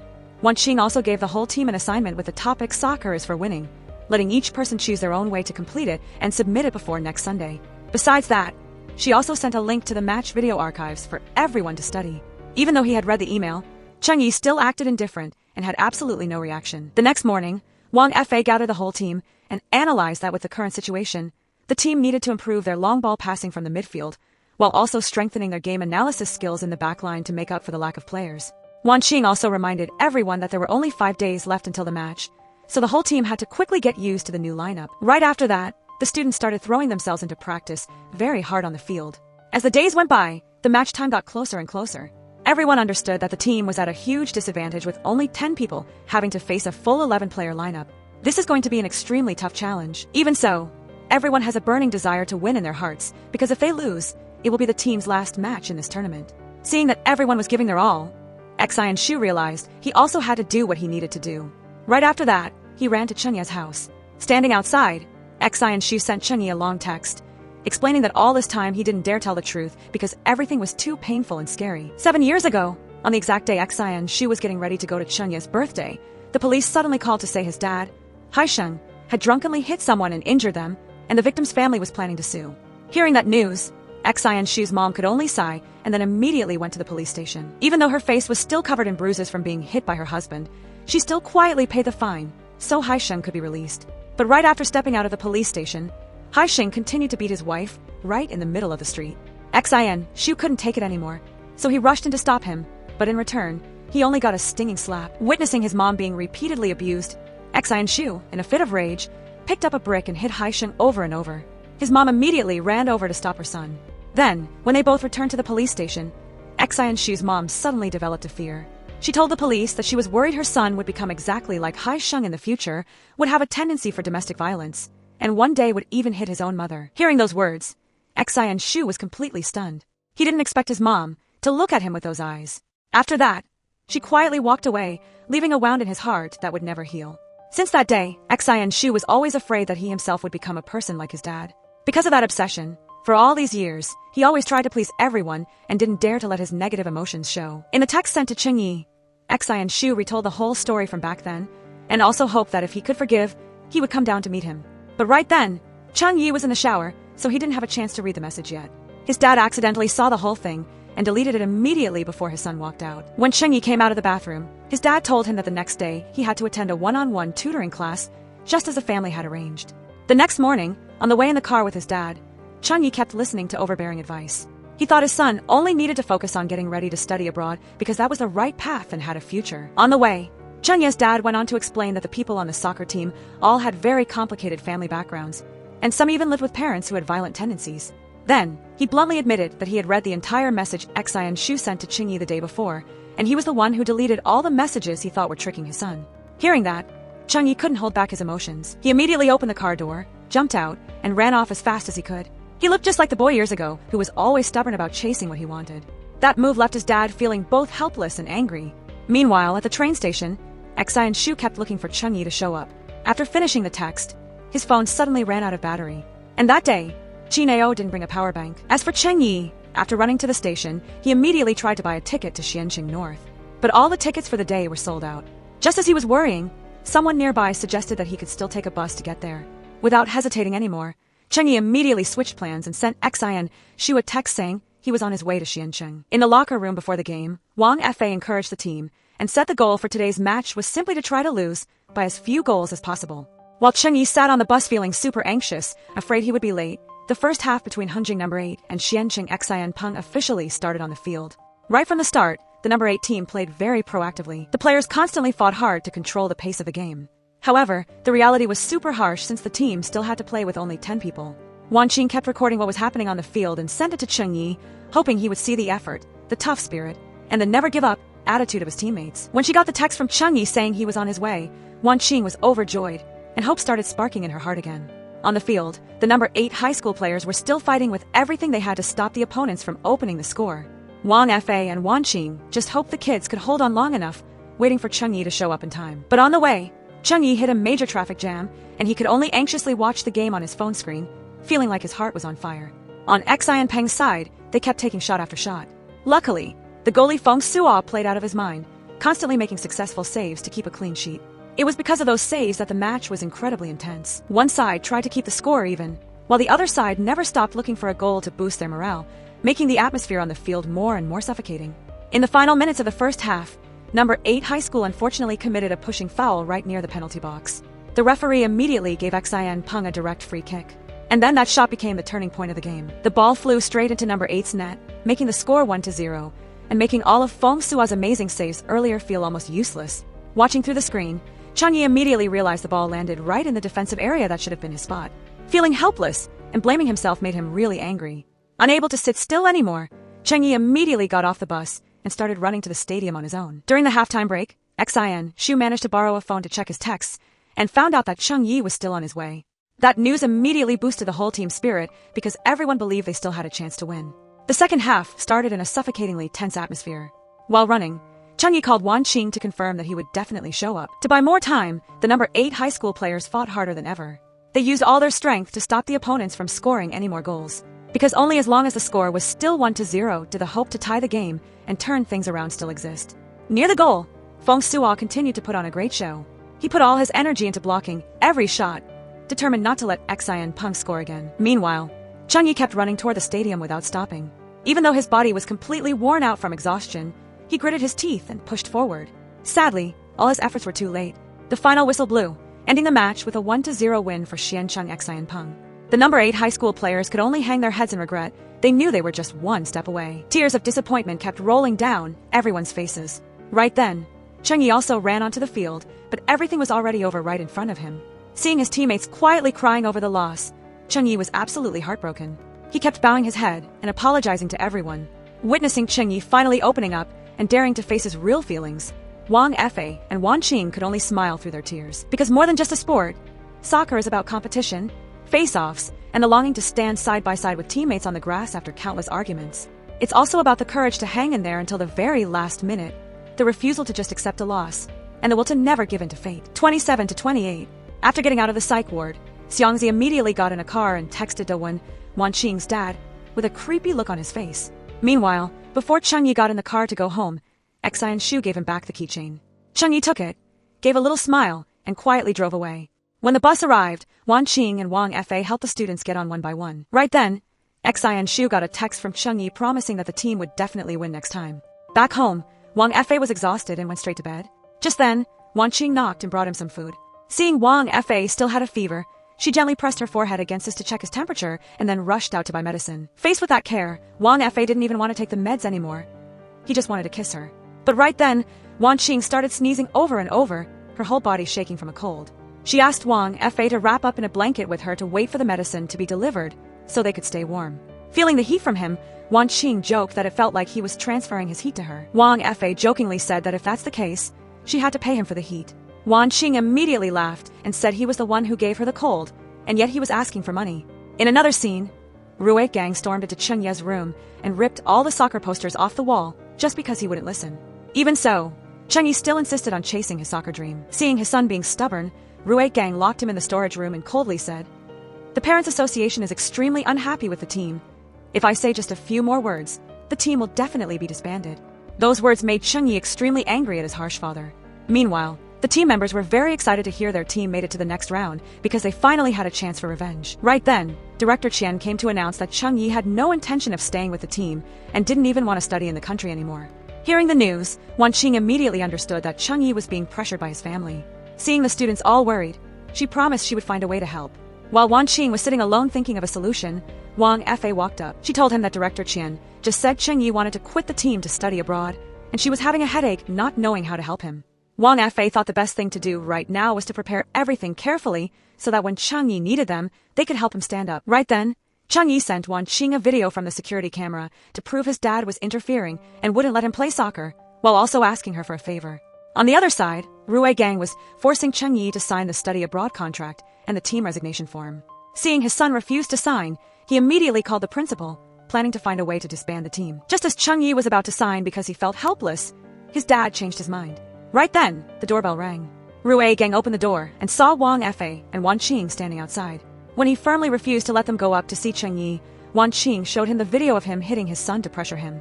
With no other choice, he had to open the door. As soon as he saw his teachers, Chengyi said he had been beaten, locked in a dark room, and denied food and drink. Hearing that, Rue Gang was extremely angry, thinking everything he did was for the kid's own good, wanting his son to have the best education, yet he didn't appreciate it. Chengyi firmly said he didn't want to study abroad right now and didn't want to give up soccer. Rue Gang immediately asked if he kept chasing soccer and it affected his college applications, who would take responsibility. Wan Qing then analyzed that Chengyi has soccer talent, and this could totally become a plus in his application for universities in the US. Wang Fei also stated that if he continued to play, it wasn't certain that Chengyi couldn't achieve good results. Furthermore, he could write a recommendation letter since he was once a coach for the Chunxing club. But Rue Gang still didn't budge. Seeing that, Chengyi pulled out many videos recording how he was emotionally abused and mistreated. At the same time, he said that if he took this evidence to court, it would definitely affect the company's stock price. That made Rue Gang extremely angry, but Chengyi just cried while begging his dad to let him try just once. Wan Qing also spoke up, saying that children need the right to choose their own life goals, and whether they are teachers or parents, they should respect that decision. Hearing those words, Rue Gang finally accepted it. Right then, the whole soccer team rushed over with the intention of rescuing Chengyi, but they didn't expect the teachers to be there already. Seeing his friends so worried and caring about him, Chengyi was deeply moved. Afterward, the whole group went out to eat together. Before they left, Chineo gave his bicycle to Wang Fei and Wan Qing, and then Wang Fei immediately gave her a ride. Right after returning home, Wan Qing sat down to look at the assignments the students had submitted. She realized that in their thoughts, soccer would have no meaning without victory, and the biggest goal of being on the field was to get the win. They hoped every drop of sweat shed on the grass would be rewarded with smiles and victories to prove their efforts to the whole world. Reading each of those thoughts, Wan Qing couldn't help but smile. Specifically, Xi and Shu even filmed a video to complete the assignment, which she found very interesting. The next morning, seeing Qing going to yoga, Yubo also got excited and followed along. But after practicing for just a bit, every part of his body was sore, and he could only grit his teeth and bear it, making Qing unable to stop laughing. Right after finishing, Qing got a call from her dad, saying he was at the Inlac Hotel and wanted her to pick him up. She pretended the signal was bad and said she couldn't hear anything. Seeing that, Chairman Wang immediately called Yubo. He also had to go along with the lie, saying Qing was deep in the mountains, surveying a hotel. After hearing that, Chairman Wang told her to give that task to an assistant and get to Inlac Hotel right away. If you aren't there within 2 hours, don't expect me to go easy on you. With no other choice, Qing had to go to Inlac Hotel with Yubo. She didn't understand why her dad kept liking to stay at a competitor's hotel, making her drop so much work to rush over. But Chairman Wang didn't care. He just kept giving snacks to his daughter, but she didn't even bother to touch them. Then he led them both to a bookstore to look around. Qing thought if you wanted to build a garden hotel with an experience style, you just needed to prepare documents, but Chairman Wang insisted you had to experience it yourself to find inspiration. After saying that, he told Yubo to go take pictures around. Meanwhile, while Wan Qing was sitting and reading, she heard a knock on the door. Opening the door, she saw a flower placed right in front of her room. She went to ask Wang Fei why he gave it to her. Wang Fei just smiled and said the flower suited her well. Hearing that, Wan Qing also smiled and suddenly suggested that they officially date. Those words made Wang Fei freeze for a few seconds before quickly nodding in agreement. But as soon as she went back to her room, Wan Qing started to regret it because she felt she was too hasty. Right then, Wang Fei brought the puppy over, saying worriedly that it seemed to be sick. Hearing that, they both immediately took the puppy to the vet. After the checkup, the doctor concluded the puppy had acute gastroenteritis and needed to stay for INFOR treatment. So, Wang Fei and Wan Qing decided to stay at the hospital to wait for the puppies for treatment together. The next morning, after taking the puppy home, Wan Qing didn't expect her parents to have just returned. Her dad asked to talk privately with his daughter, but noticing Wan Qing was extremely stressed, Wang Fei used the soccer team's business as an excuse to take her away. Wan Qing's parents didn't stop them, they just told her to remember to go to the cemetery to visit the graves tomorrow and absolutely not to be late. After the parents left, Wan Qing just wanted to be alone to calm her emotions. Seeing that, Wang Fei sent her a video of the puppy to make her feel better and promised to go to the cemetery with her tomorrow. The next morning, Wan Qing's parents were surprised to see her bring Wang Fei along. Knowing her daughter was still working as a school equipment manager, her mom couldn't help but scold her, thinking she was intentionally disappointing her parents. Wan Qing calmly explained that staying in Hungjing was her grandpa's last wish, but her parents still wanted her to follow the family to find a more suitable job. But when Wan Qing still firmly stuck to her choice, her parents could only get angry and leave. Right after that, Wang Fei drove Wan Qing to the beach. Standing in front of the waves crashing one after another against the shore, her heart felt even heavier, and tears quietly fell as painful memories came rushing back. Wang Fei understood the pain she had to go through. Before, Wan Qing was criticized by everyone as the person who killed Professor Xu, and she was called a shameless mistress. She quietly endured all the gossip because she didn't know how to explain, and what hurt most was that even her own mother didn't believe her. That was the darkest time in Wan Qing's life. Wang Fei gently held her hand, hoping she could let out all the frustration in her heart. Wan Qing tearfully recalled that when Grandpa got seriously ill, her parents locked her in the house. When he passed away, she didn't even know, and she certainly wasn't allowed to go to his funeral. Losing the person who loved her the most became the biggest pain that she could never get over. Understanding everything, Wang Fei brought up the time the studio owner brought over the grandparents' wedding photos.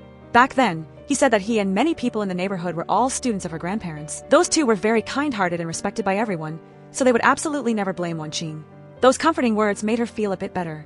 After that, Wang Fei held Wan Qing's hand and walked along the beach with her so she could relax after all those stressful days. Going back home, Wang Fei asked what she had decided, and Wan Qing firmly said she wouldn't quit her job and she wouldn't go back with her parents. But just as they got to the front door, they were surprised to see Chairman Wang show up. As soon as he saw the pretty girl standing next to his son, he kept curiously asking who she was. Knowing he was Wang Fei's dad, Wan Qing immediately greeted him politely. Hearing her name, Chairman Wang praised it as a very nice name. Afraid his dad would say something random, Wang Fei kept nagging him to go home. But when he found out Wan Qing's parents were inside, Chairman Wang insisted on going in to say hi, making both Wang Fei and Wan Qing freeze. As soon as he saw his daughter, Dewen immediately told her to come home with him. Right then, Chairman Wang led people in carrying gifts, repeatedly praising Wan Qing's parents for having great character, saying like parents like daughter. After the praise, he didn't forget to hype up his son as the best person, even casually calling Dewen an in-law, which shocked everyone. Wan Qing's parents flatly stated that it was impossible, but Chairman Wang stayed cool, had people bring the gifts into the house, and directly asked to marry off his son to Wan Qing, leaving her parents completely speechless because no matter what they said, he wouldn't listen. Right after that, Wan Qing's mom asked her daughter straight up what her relationship with Wang Fei was. Wang Fei immediately admitted honestly that he was pursuing Wan Qing, but she hadn't agreed yet. Seeing things calm down, Chairman Wang surprised everyone again by announcing his son could definitely move in with them as an in-law. He just needed to ask his wife for her opinion first. His excessive enthusiasm made Dewen so angry he had a heart attack. Seeing this, Chairman Wang immediately told his bodyguards to take him to the hospital, accidentally turning a simple situation into a complicated one. At the hospital, Dewen was put into a VIP room right away. Chairman Wang excitedly introduced himself as the chairman of Hangzhou Group and said this hospital belonged to him too. Not stopping there, he bragged about his Weibo account with over 20 million followers and kept insisting Wang Fei was incredibly smart and a perfect match for Wan Qing. He also promised if Wan Qing married into the Wang family, she would be loved even more than a biological daughter. Chairman Wang talked nonstop, so Dewen had absolutely no chance to jump in. Then he showed Wan Qing's parents the achievements Wan Qing got leading the soccer team to a spectacular comeback, while analyzing that if she suddenly quit now, it would have a huge impact because the media was paying special attention. Not only that, Chairman Wang kept bragging about the world-class Hangzhou hotel chain and promised to invest in building a 5-star AI hotel in Bayou City, right in Wan Qing's parents' hometown. From the groundbreaking ceremony to the ribbon cutting, he would let Dewen lead everything. He even said Chairman Ma had asked to invest many times, but he would agree just to show respect for Dewen. Hearing this, Dewen was overjoyed. All the opposition toward the relationship between Wan Qing and Wang Fei vanished instantly. It's true that with his resources and smooth talk, Chairman Wang solved his son's trouble in the blink of an eye. On this side, after learning everything, Wan Qing really admired Chairman Wang's speaking skills and his ability to persuade people. Seeing that her mood was much lighter, Wang Fei invited her out to look at the moon to relax. Right after that, he took Wan Qing to Rainbow Bear Park because he knew this place held her best childhood memories from when her grandpa often took her there to play. As soon as they set foot in the park, Wan Qing immediately became very excited and kept telling Wang Fa about her childhood memories. But while she was talking away, Wang Fa suddenly disappeared, making her frantically call out his name. Right then, the carousel suddenly lit up, and Wang Fa appeared and let Wan Qing sit on a swing. He wanted to help her relive the happy days when she was still with her grandparents. Looking at the familiar scenery lit up again, Wan Qing understood that Wang Fa had put in a lot of effort to fix the park's entire electrical system. She was both moved and grateful for the sincerity he showed her. After that, Wang Fa gave her a paper frog and told her to open it. Inside was a note saying that he always wanted to be by her side. Finally, Wang Fa gathered all his courage to express his feelings, hoping Wan Qing could be with him. Faced with that confession, Wan Qing still had many hesitations. She thought she still had a lot of secrets she couldn't tell Wang Fa, and her family was very complicated. She even thought that if they got married later, she wouldn't be able to contribute half of the down payment for a house. Hearing that, Wang Fa gently hugged her and said, "You are already very good, you don't need to answer right away. All I want is for you to know that I truly love you." Those sincere words made Wan Qing unable to hold back her tears. Finally, instead of saying yes, she proactively gave Wang Fa a kiss. They both got lost in a sweet kiss, then happily hugged each other tight, officially confirming their feelings for each other. The next morning, while the soccer team was practicing on the field, the students accidentally saw Wang Fa tenderly feeding Wan Qing in the storage room. That sweet scene made everyone stand there quietly watching. Discovering everyone was watching, Wan Qing shyly told Wang Fa to hurry to the field and continue coaching the students. As soon as he stepped outside, Wang Fa saw the whole team quickly sitting neatly on the steps, pretending they hadn't seen anything. But as soon as they saw him get close, the students immediately laughed and kept teasing them, asking if the teacher and coach had already registered to get married, which made Wang Fa too shy to say anything. It didn't stop there. To keep teasing the coach, Chineo even intentionally fed milk to Lin Lu right in front of Wang Fa, making him just look helplessly at his naughty students. That evening, when Wang Fa and Wan Qing returned home together, Cheng Yi showed up and asked for a private talk with him. Getting the hint, Wan Qing went up first, so the two of them could have space to talk. Cheng Yi was blunt and shared that he felt he didn't fit his current position. The more he played, the less he could use his skills. Hearing that, Wang Fa started explaining the role of an all-around midfielder to him. In his view, this is a position that has to move flexibly from one wing to the other, supporting the defense while also joining the attack, appearing at every hot spot on the field. More importantly, the person in this spot must become the team's brain, always thinking and calling the shots for the play style. However, to do that, Cheng Yi first had to earn the trust of all his teammates. The next morning, Cheng Yi proactively suggested taking Xian Shu's midfield spot. This proposal immediately faced pushback from the whole team, but Wang Fa agreed and explained that everyone was just too used to the old lineup, which was why they couldn't accept the change yet. Cheng Yi also sincerely admitted he didn't play well as a defender, so he wanted to move up to play midfield. On the other hand, Xian Shu is a careful person with a great overview and is very suitable to be the anchor in the defensive line. After hearing that convincing analysis, Xian Shu was the first to nod in agreement. Right after that, the goalie Feng Suo also raised his hand to support it, followed by all the remaining members agreeing. When Wan Qing walked into the equipment room, she saw the assignment Cheng Yi had just submitted on the table. In it, he wrote that soccer isn't simply about winning, and it's not about the applause or the trophy, but about proving that your current self can beat who you were yesterday. In another scene, Xian Shu met Cheng Yi at a drink shop and pulled out the soccer cleats he had saved up his own money to buy. That was a gift to fulfill the childhood promise between the two of them. Cheng Yi happily put the new shoes on his feet right away, and after that, he even proactively attached the keychain to his backpack, silently showing that he had truly forgiven Xian Shu. Over here, Lin Lu caught Chineo buying boiled eggs because he still felt bad about getting Cheng Yi injured. However, Chineo stubbornly denied it, only saying that it wasn't that he was giving in, but simply that Cheng Yi was playing too well. After all the issues were cleared up, the whole team became even more united and started their practice sessions together with a very hardworking spirit, determined to win the next match. Seeing his students so united, Wang Fa couldn't hide his joy. Back home, Wang Fa and Wan Qing continued studying tactics together, preparing thoroughly for the upcoming important match. Finally, the day of the match between Hengjing No. 8 High School and Shanghai Yanba High School arrived. No. 8 went onto the field with their strongest lineup to face an opponent that was a traditional powerhouse. To win a spot in the finals, they absolutely could not afford to make any mistakes. Wang Fa then stated that even though the opponent was very strong, their team had a special advantage called flow state. Hearing that, Wan Qing immediately thought of the psychological concept. This is a state where people focus completely on a task, reaching a feeling of high excitement and satisfaction. Thanks to that, professional skills and results both go way beyond the normal level. Watching the field, Wan Qing noticed the students' eyes were extremely focused, as if each person was entering their own world. Every touch of the ball was perfectly accurate. The passes were so smooth that it seemed like they already knew where their teammates were moving. From a precise pass by Cheng Yi, Lin Lu successfully finished, sending the ball into the opponent's net and opening the score at 1-0. The goal made the whole team burst with joy, And Wang Fei and Wan Qing were also very satisfied seeing their students perform as well as expected. To celebrate the recent victory, the whole team along with Wang Fei and Wan Qing threw a party right at the tutoring class. In the very lively atmosphere, Chengyi didn't forget to thank Wan Qing for helping him have a chance to keep chasing soccer. Wan Qing also advised him not to let anything decide his life, but to let himself define the path he wants to take. After the party, because she drank too much beer, Wang Fei had to help Wan Qing back to her room. While drunk, she kept acting cute and hugged him tight because she felt incredibly happy. Lying on the bed, Wan Qing playfully used her pillow as a soccer ball to kick, making Wang Fei just laugh. After she fell fast asleep, he quietly cleaned up the room neatly before going back. The next morning, when she woke up and saw the room was all tidy, Wan Qing knew right away that Wang Fei had cleaned it for her. When she went to the bathroom, she panicked because she couldn't find her face cleanser, so she texted him immediately. Wang Fei brought out her shoes, and her face cleanser was tucked right inside. Turns out last night, while she was drunk, Wan Qing mistook it for a shoe brush and used it to scrub the soles of her shoes. She awkwardly blamed Wang Fei for not stopping her, but he just smiled and reassured her that he had ordered a new one for her. Right after that, Wang Fei went to the kitchen to make breakfast. Wan Qing really loved it, especially when she tried the stir-fried noodles he made, and she was surprised because they tasted so good. To pay him back for being so thoughtful, she gave him her room key, letting him come in whenever he wanted without having to knock. That made Wang Fei really happy because he could feel the trust Wan Qing had in him. While they were talking, the principal texted Wan Qing asking her to come to school right away.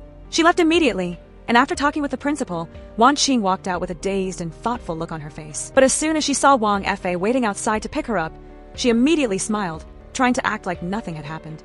When they got home, Wan Qing told Wang Fei she had a bit of a headache and wanted to rest for a while. However, Wang Fei had a feeling something was wrong, but Wan Qing just smiled, hugged him, and quietly went back to her room. In reality, the principal had just told her that someone reported her for being expelled because of her past scandals and asked her to handle it herself. Once again, painful memories dragged Wan Qing back to that dark time over a year ago when Professor Xu hanged himself. That event turned her whole life upside down, and Wan Qing always blamed herself, thinking that if it weren't for her, her grandma wouldn't have had to pass away in such pain. The next morning, Wang Fei went to wake Wan Qing up, but after knocking for a long time with no answer, he hurried inside only to find the room empty, with just a note saying, "Sorry, I'm gone." Right then, Julie also rushed over because she had just received a text from Wan Qing asking her to take over the team for her. When he found out the whole truth, Wang Fei finally understood that Wan Qing had been through so much pain. Julie also admitted she came back to Hengjing just to worry about this close friend.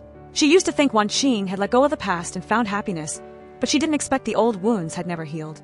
After telling everything, Julie took the team's lesson plans and set out to find Wan Qing, and her sudden departure left Wang Fei completely heartbroken. At the same time, at school, the students saw posts slandering Wan Qing online and rushed to find her. When they didn't see her in the equipment room, the whole team was extremely worried. Xin, Xu could only encourage everyone to wait until school was out and then split up to go look for her. That night, Wang Fei read every comment attacking Wan Qing, and his heart ached. He understood she was facing a mental crisis from being constantly slandered, wrongly accused, forced out of school, and even locked in the house by her parents to the point where she couldn't see her grandpa one last time. Even though she had to endure all of that, she still chose to stay in Hengjing. But he himself had once suspected and investigated her, accidentally digging deeper into Wan Qing's biggest pain of not being trusted by others. Thinking about that, Wang Fei could only blame himself. The next morning, Julie came to the tutoring class to announce that she would temporarily take over the soccer team for Wan Qing. Hearing the news, the students immediately protested, even wanting to quit playing soccer. Seeing that, Wang Fei reminded them of the answer they had written for Wan Qing themselves, that soccer is for winning. If you give up now, how will you answer her when Wan Qing comes back? Hearing Wang Fei promise that he would definitely bring Wan Qing back, the whole team slowly got their spirits back. Right after that, Wang Fei went to Hangzhou to ask Qing Qing if there was any news about Wan Qing. Qing Qing said she had appeared in Helling, but her exact location still hadn't been identified. Having that small clue, Wang Fei immediately went to find Yubo, determined to search every pet cafe one by one. Seeing his friend was so lovesick that he was acting foolishly, Yubo had no choice but to go along helplessly. Meanwhile, the students in the tutoring class were still diligently taking care of each vegetable patch as a way to preserve Wan Qing's hard work. And Wang Fei spent every day traveling through all the pet cafes, hoping to find her soon. Carrying the wish for Wan Qing to return soon, the whole team entered the next match with intense determination and finally won a dominating 6-0 victory over Hanling School. But behind that resounding victory, there was still a void in everyone's heart because Wan Qing was still nowhere to be found. At night, Wang Fei returned to the familiar house and stood quietly in front of Wan Qing's room door. All the longing and worry flooded in, but he didn't know what to do except continue sending messages to her one by one in vain, only hoping that one day Wan Qing would read them in return. The The next morning, at the tutoring class, Wang Fei suddenly received a mysterious package. After looking at the gift list inside, the students were sure the sender wasn't Wan Qing because every item cost over 5,000 yuan. Since she never spent that much money, Wang Fei agreed because it totally wasn't Wan Qing's style. Right after that, Chineo called the phone number on the paper in the package. On the other end was an automated system telling him to press 1 for a reward or press 2 for a mission. Hearing that, Cheng Yi immediately hung up so the group could have more time to think about what to choose. After discussing for a while, everyone decided to pick option 2.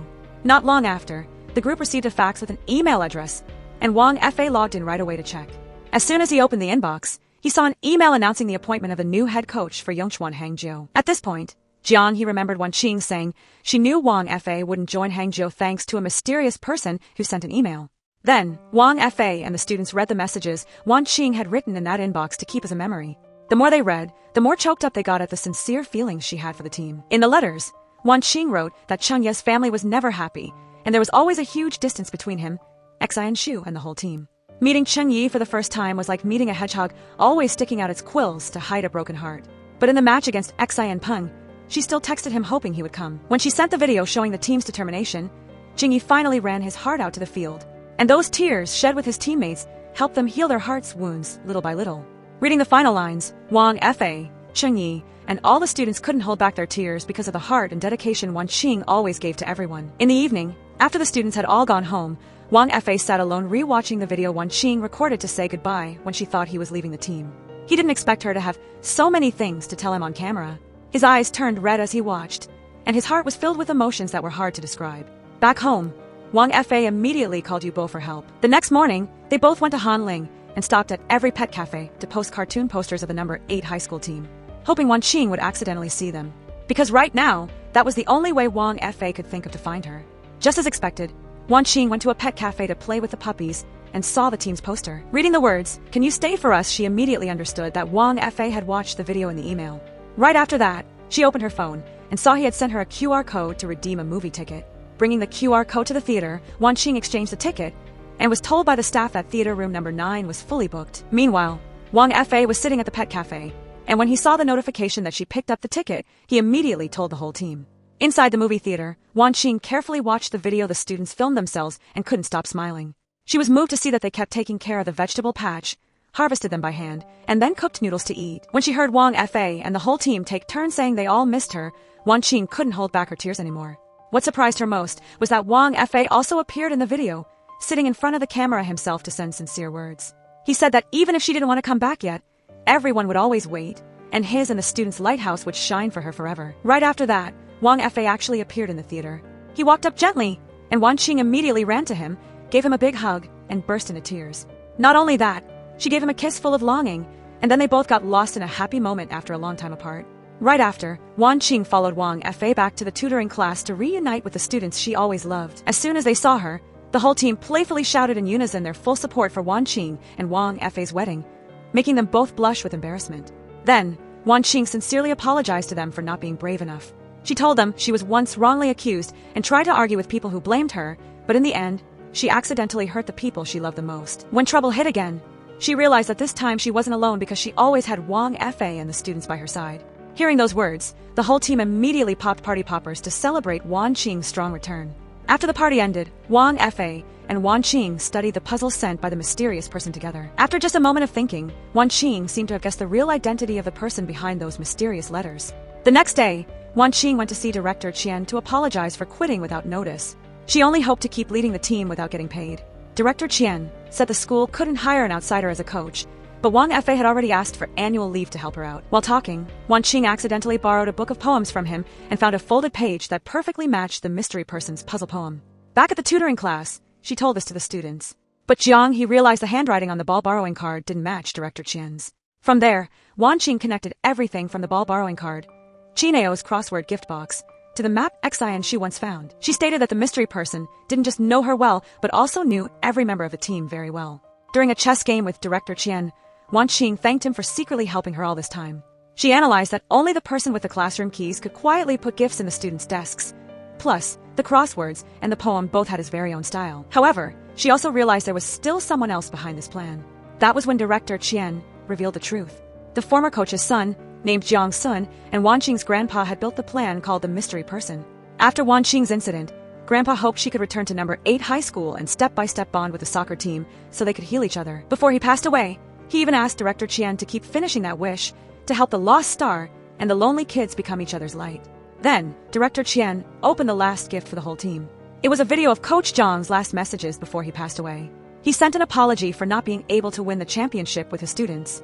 But in his heart, they had always been champions. Actually, his son also said that even though he was in a coma for a long time, right before he died, he still woke up just to send his final words to the team, proving he never gave up on his students. At the end of the video was Grandpa's message for his granddaughter. He believed the children would heal her heart and told her that even though the future has many thorns, always remember he is still by her side. Just in a different way, after returning home, Wan Qing decided to face the past. She said that before the professor passed away, there was a long-lost photo of her tucked inside his book. At the same time, the school forum was spreading a video of a girl who looked exactly like her entering the professor's hotel room. Wan Qing stated the person in the video wasn't her, but the hotel camera that day had been overwritten, so there was no evidence left. When rewatching the old video, she discovered the imposter had a habit of twisting her neck and smoothing her hair before entering the room. That was the exact movement Xiang Zi always did whenever he was stressed. However, just one small habit wasn't enough to convict him. Cheng Yi immediately searched the data and found an old video of Xiang Zi's activities in England. In it, he did that exact same movement. He guessed that if they found a wig or disguised clothes, there would be more evidence. Not wanting Wan Qing to be in danger, Cheng Yi and Qin Ao secretly went to Xiang Zi's psychology counseling office. Taking advantage of Xiang Zi's guard being down, Qin Ao went to the second floor to search and found a woman's wig. Unfortunately, he dropped something, which caused Xiang Zi to find him. The two students were pushed into a dangerous situation, but right then, Wang Fa appeared in time and restrained Xiang Zi. Facing Wan Qing, Xiang Zi finally revealed his true colors. He confessed that because he resented her for rejecting him, he dressed up as Wan Qing to meet the professor privately at the hotel, step by step setting up all the fake evidence to ruin her reputation. After hearing Professor Xu leave the room, Xiang Zi snuck inside and discovered he was using medication for depression. He originally intended to leak the video online, but right when he heard Wan Qing was chosen as the outstanding student, his jealousy flared up. Xiang Zi went to confront the professor because he thought he was playing favorites with Wan Qing. However, the professor affirmed she was superior to him in both ability and potential, and also found that his thesis had fraudulent data. Having his weak point hit, Xiang Zi immediately threatened the professor by exposing his depression and accusing the thesis that made him famous of having signs of data copying. Unable to handle the pressure and threats, Professor Xu chose to end his life. After that, Xiang Zi swapped the photo of the professor's wife with Wan Qing's photo, determined to push her into the abyss so she could never hold her head up for her whole life. The next day, Wan Qing officially sued Xiang Zi. Returning to the old school to investigate, she found out that before the rumors spread, the department head and many alumni received anonymous emails slandering her. From that clue, Wang Fa followed the IP address and confirmed the account that sent the emails had logged in right at Xiang Zi's home. Standing in front of the sea, Wan Qing realized she used to be like a statue letting others judge her, but the more she was slandered, the more she had to strongly hold her head high.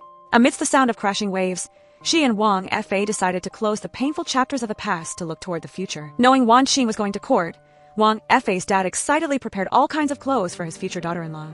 Even though his son reminded him this was a trial, not a fashion runway, he still made the whole family laugh. In the trial, Wan Qing's side presented valid evidence, one after another. From the slanderous emails with the IP address from Xiang Zi's computer to the wig, clothes, and shoes found in his house, everything matched the image of the person impersonating Wan Qing at the hotel. Specifically, Xiang Zi's familiar neck-turning move also perfectly matched the person in the old camera footage. In her final statement, Wan Qing calmly shared that it took her almost 2 years to get back on her feet after those slanders. Because of just one false rumor, her entire 19 years of hard work were almost wiped out. Xiang Zi knew exactly how to destroy a girl, using everything from her looks and clothes to social prejudices to turn her into a target. But today, she stood in court not out of fear, but to prove she was innocent. According to her, Xiang Zi was just a talentless person who, because of jealousy, only knew how to destroy others to hide his own lack of ability. Those words made Xiang Zi completely lose his cool. In a fit of rage, he blurted out that he could keep destroying Wan Qing 100,000 more times. That very sentence became a key confession in court. When Wan Qing walked out of the courtroom, the whole soccer team was waiting nervously. Seeing the smile on her face, they all burst into joy. According to the verdict, Xiang Zi had to publicly apologize to Wan Qing on the official page of Yongchuan University, while also remaining under investigation for his involvement in inciting harm against a teenager abroad. After everything, Wan Qing could finally peacefully look up at the starry sky. She remembered her grandpa's words that when she grew up, he and her grandma would turn into the Yu Hung star to watch over her.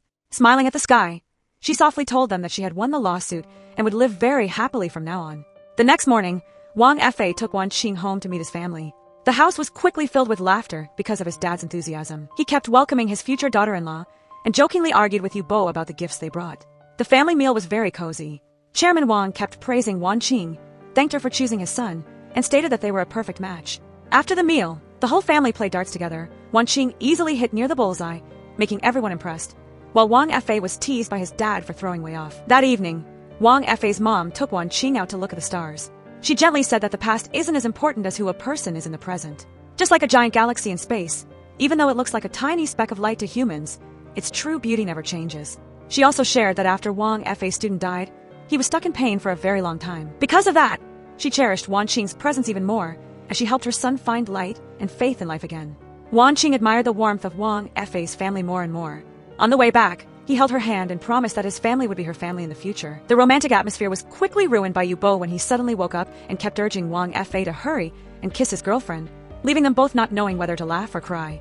The next day, as a penalty for losing to her at darts, Wan Qing made Wang Fa wear a flower crown exactly like the one in his childhood photo. After some fun teasing, Wang Fa took her to the beach to take photos and pulled a PhD application for Yongchuan University out of a wish bottle that he had prepared beforehand. He hoped that after the soccer season ended, she would start a new journey and keep shining.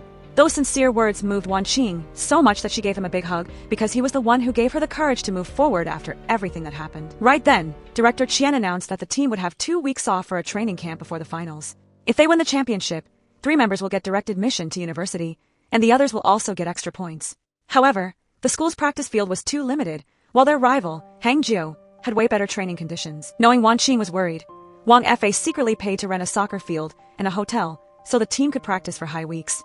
Moved by his sacrifice, Wan Qing quietly thanked him. Later, she brought the soccer ball signed by all the members to the classroom and signed her own name on it for the first time because she had truly let go of the past. During the party, she even asked the whole team to stand up and thank Wang Fa for providing the best conditions for everyone to chase their dream of winning the title. That night, Chengyi quietly went back to the classroom and signed his name on the ball right under Xian's shoe signature. That small act was a milestone, showing that he had completely fit in with the group and cherished the friendship between teammates. Entering the final prep stage, Wang Fa carefully analyzed Hangzhou's tactics. He noticed that every student had made huge progress in fitness and skills, but the most precious thing was that the team was now united as one. He also admitted that he used to think youth soccer was too harsh, but it was his students who helped him understand that the true meaning of soccer isn't just about winning, but also about growing up and team spirit. So in the final match, the whole team will fight with all their determination to beat Hangzhou. When they first stepped onto a professional practice field, the students were all super excited. Everyone became even more determined to make the most of this valuable chance to prepare for the biggest game of the season. But just one day before the final, Qin Ao suddenly sprained his ankle during practice. At the same time, Lin Lu discovered his room card was missing and caught the Hangzhou captain, Su Luan, sneaking out of the room. The team immediately held him back because they suspected the rival had come to steal their tactics. However, the truth was quickly revealed when a ring box fell to the ground. Su Luan tearfully said that it was the last keepsake his mom left him. After his mom passed away, his stepmother sold the ring, and he didn't have enough money to buy it back. Since he saw Lin Lu buy the ring, he took a risk and snuck into the room to get it back. Su Luan accepted to pay compensation and was even willing to withdraw from the tournament, just hoping to keep his mom's final gift. Faced with that situation, Wan Qing took him outside so her students could calm down and think. Because facing the final, no one wanted to win by sacrificing another player's future. After considering it, the whole team decided not to report Su Luan to the organizers. Even though they knew that if the rival lost their captain, their chances of winning the title and getting direct university admission would be higher, the kids still wanted to win based on their own true skills. Su Luan was really shocked when he heard that decision. Chengyi made it clear that the number 8 high school team only wanted to settle things on the field. Impressed by that spirit, Su Luan promised to see them again in the final. The day of the final match finally came. The stands were packed with fans and teachers, parents, and friends were all there to give the players extra strength. Even though he owned the Hangzhou club, Wang Fa's dad was cheering enthusiastically for the number 8 team, which made everyone laugh. Meanwhile, Wang Fa and his sister officially became rivals on the coaching bench. Right after the opening whistle, both teams kept trading blows in an exciting match. Wan Qing looked at each student playing with a face full of pride. She realized Lin Lu wasn't insecure anymore. Jiang, he got his passion back. Xi and Shu became the soul of the team, and every member had grown up after everything they had been through. The turning point happened when number 8 had to face a penalty kick. In the most stressful moment of the match, the goalie Feng Suo remembered Wang Fa's advice to trust his intuition and all his hard training. He bravely dove the right way, blocked the 11-meter shot, and kept hope alive for the team. In the 88th minute, number 8 got a corner kick. Xi and Shu crossed the ball perfectly, and Chineo headed it, but the goalie blocked it. Right then, Chunyi rushed in and took a decisive follow-up shot, sending the ball into the net. The whole stadium went wild with joy when number 8 won the championship through willpower and unity, proving that those who dare to keep going on the hard road are the strongest ones. 1 year later, number 8 had a new teacher in charge of the sports equipment room. Director Qian happily said that room brings a lot of luck. Because from that place, Wan Qing didn't just lead the team to the top, but she also went back to her graduate studies. As for Wang Fa, he kept developing youth soccer programs, paying special attention to the players' mental health. He even opened free training camps in the mountains to find and nurture talents who hadn't had a chance to shine yet. On Wan Qing's birthday, Wang Fa secretly planned a party on the rooftop of the tutoring center. Xin Shu, Qineo, Cheng Yi, and many other students either came back or video called to congratulate her. Everyone sent a thank you because Wan Qing helped them through their toughest times and taught them to believe in themselves and chase their dreams. During the birthday song, Wan Qing realized that the most precious thing she had was her students who always loved and cherished her. Looking back on the journey, Wan Qing understood that when she first came to Hunjing, she just wanted to find a reason to live and move forward after her pain. But in the end, it was those students who healed her just as much as she helped them grow. Education has never been a one-way street. It's a journey of walking together and growing up together. Life always has its thorns and challenges, and it's normal to feel tired or want to stop sometimes. The most important thing is that everyone can find what they truly love, be brave enough to chase it, and keep moving forward. Just keep a strong heart, and no matter how narrow the road ahead is, you'll finally find your own light.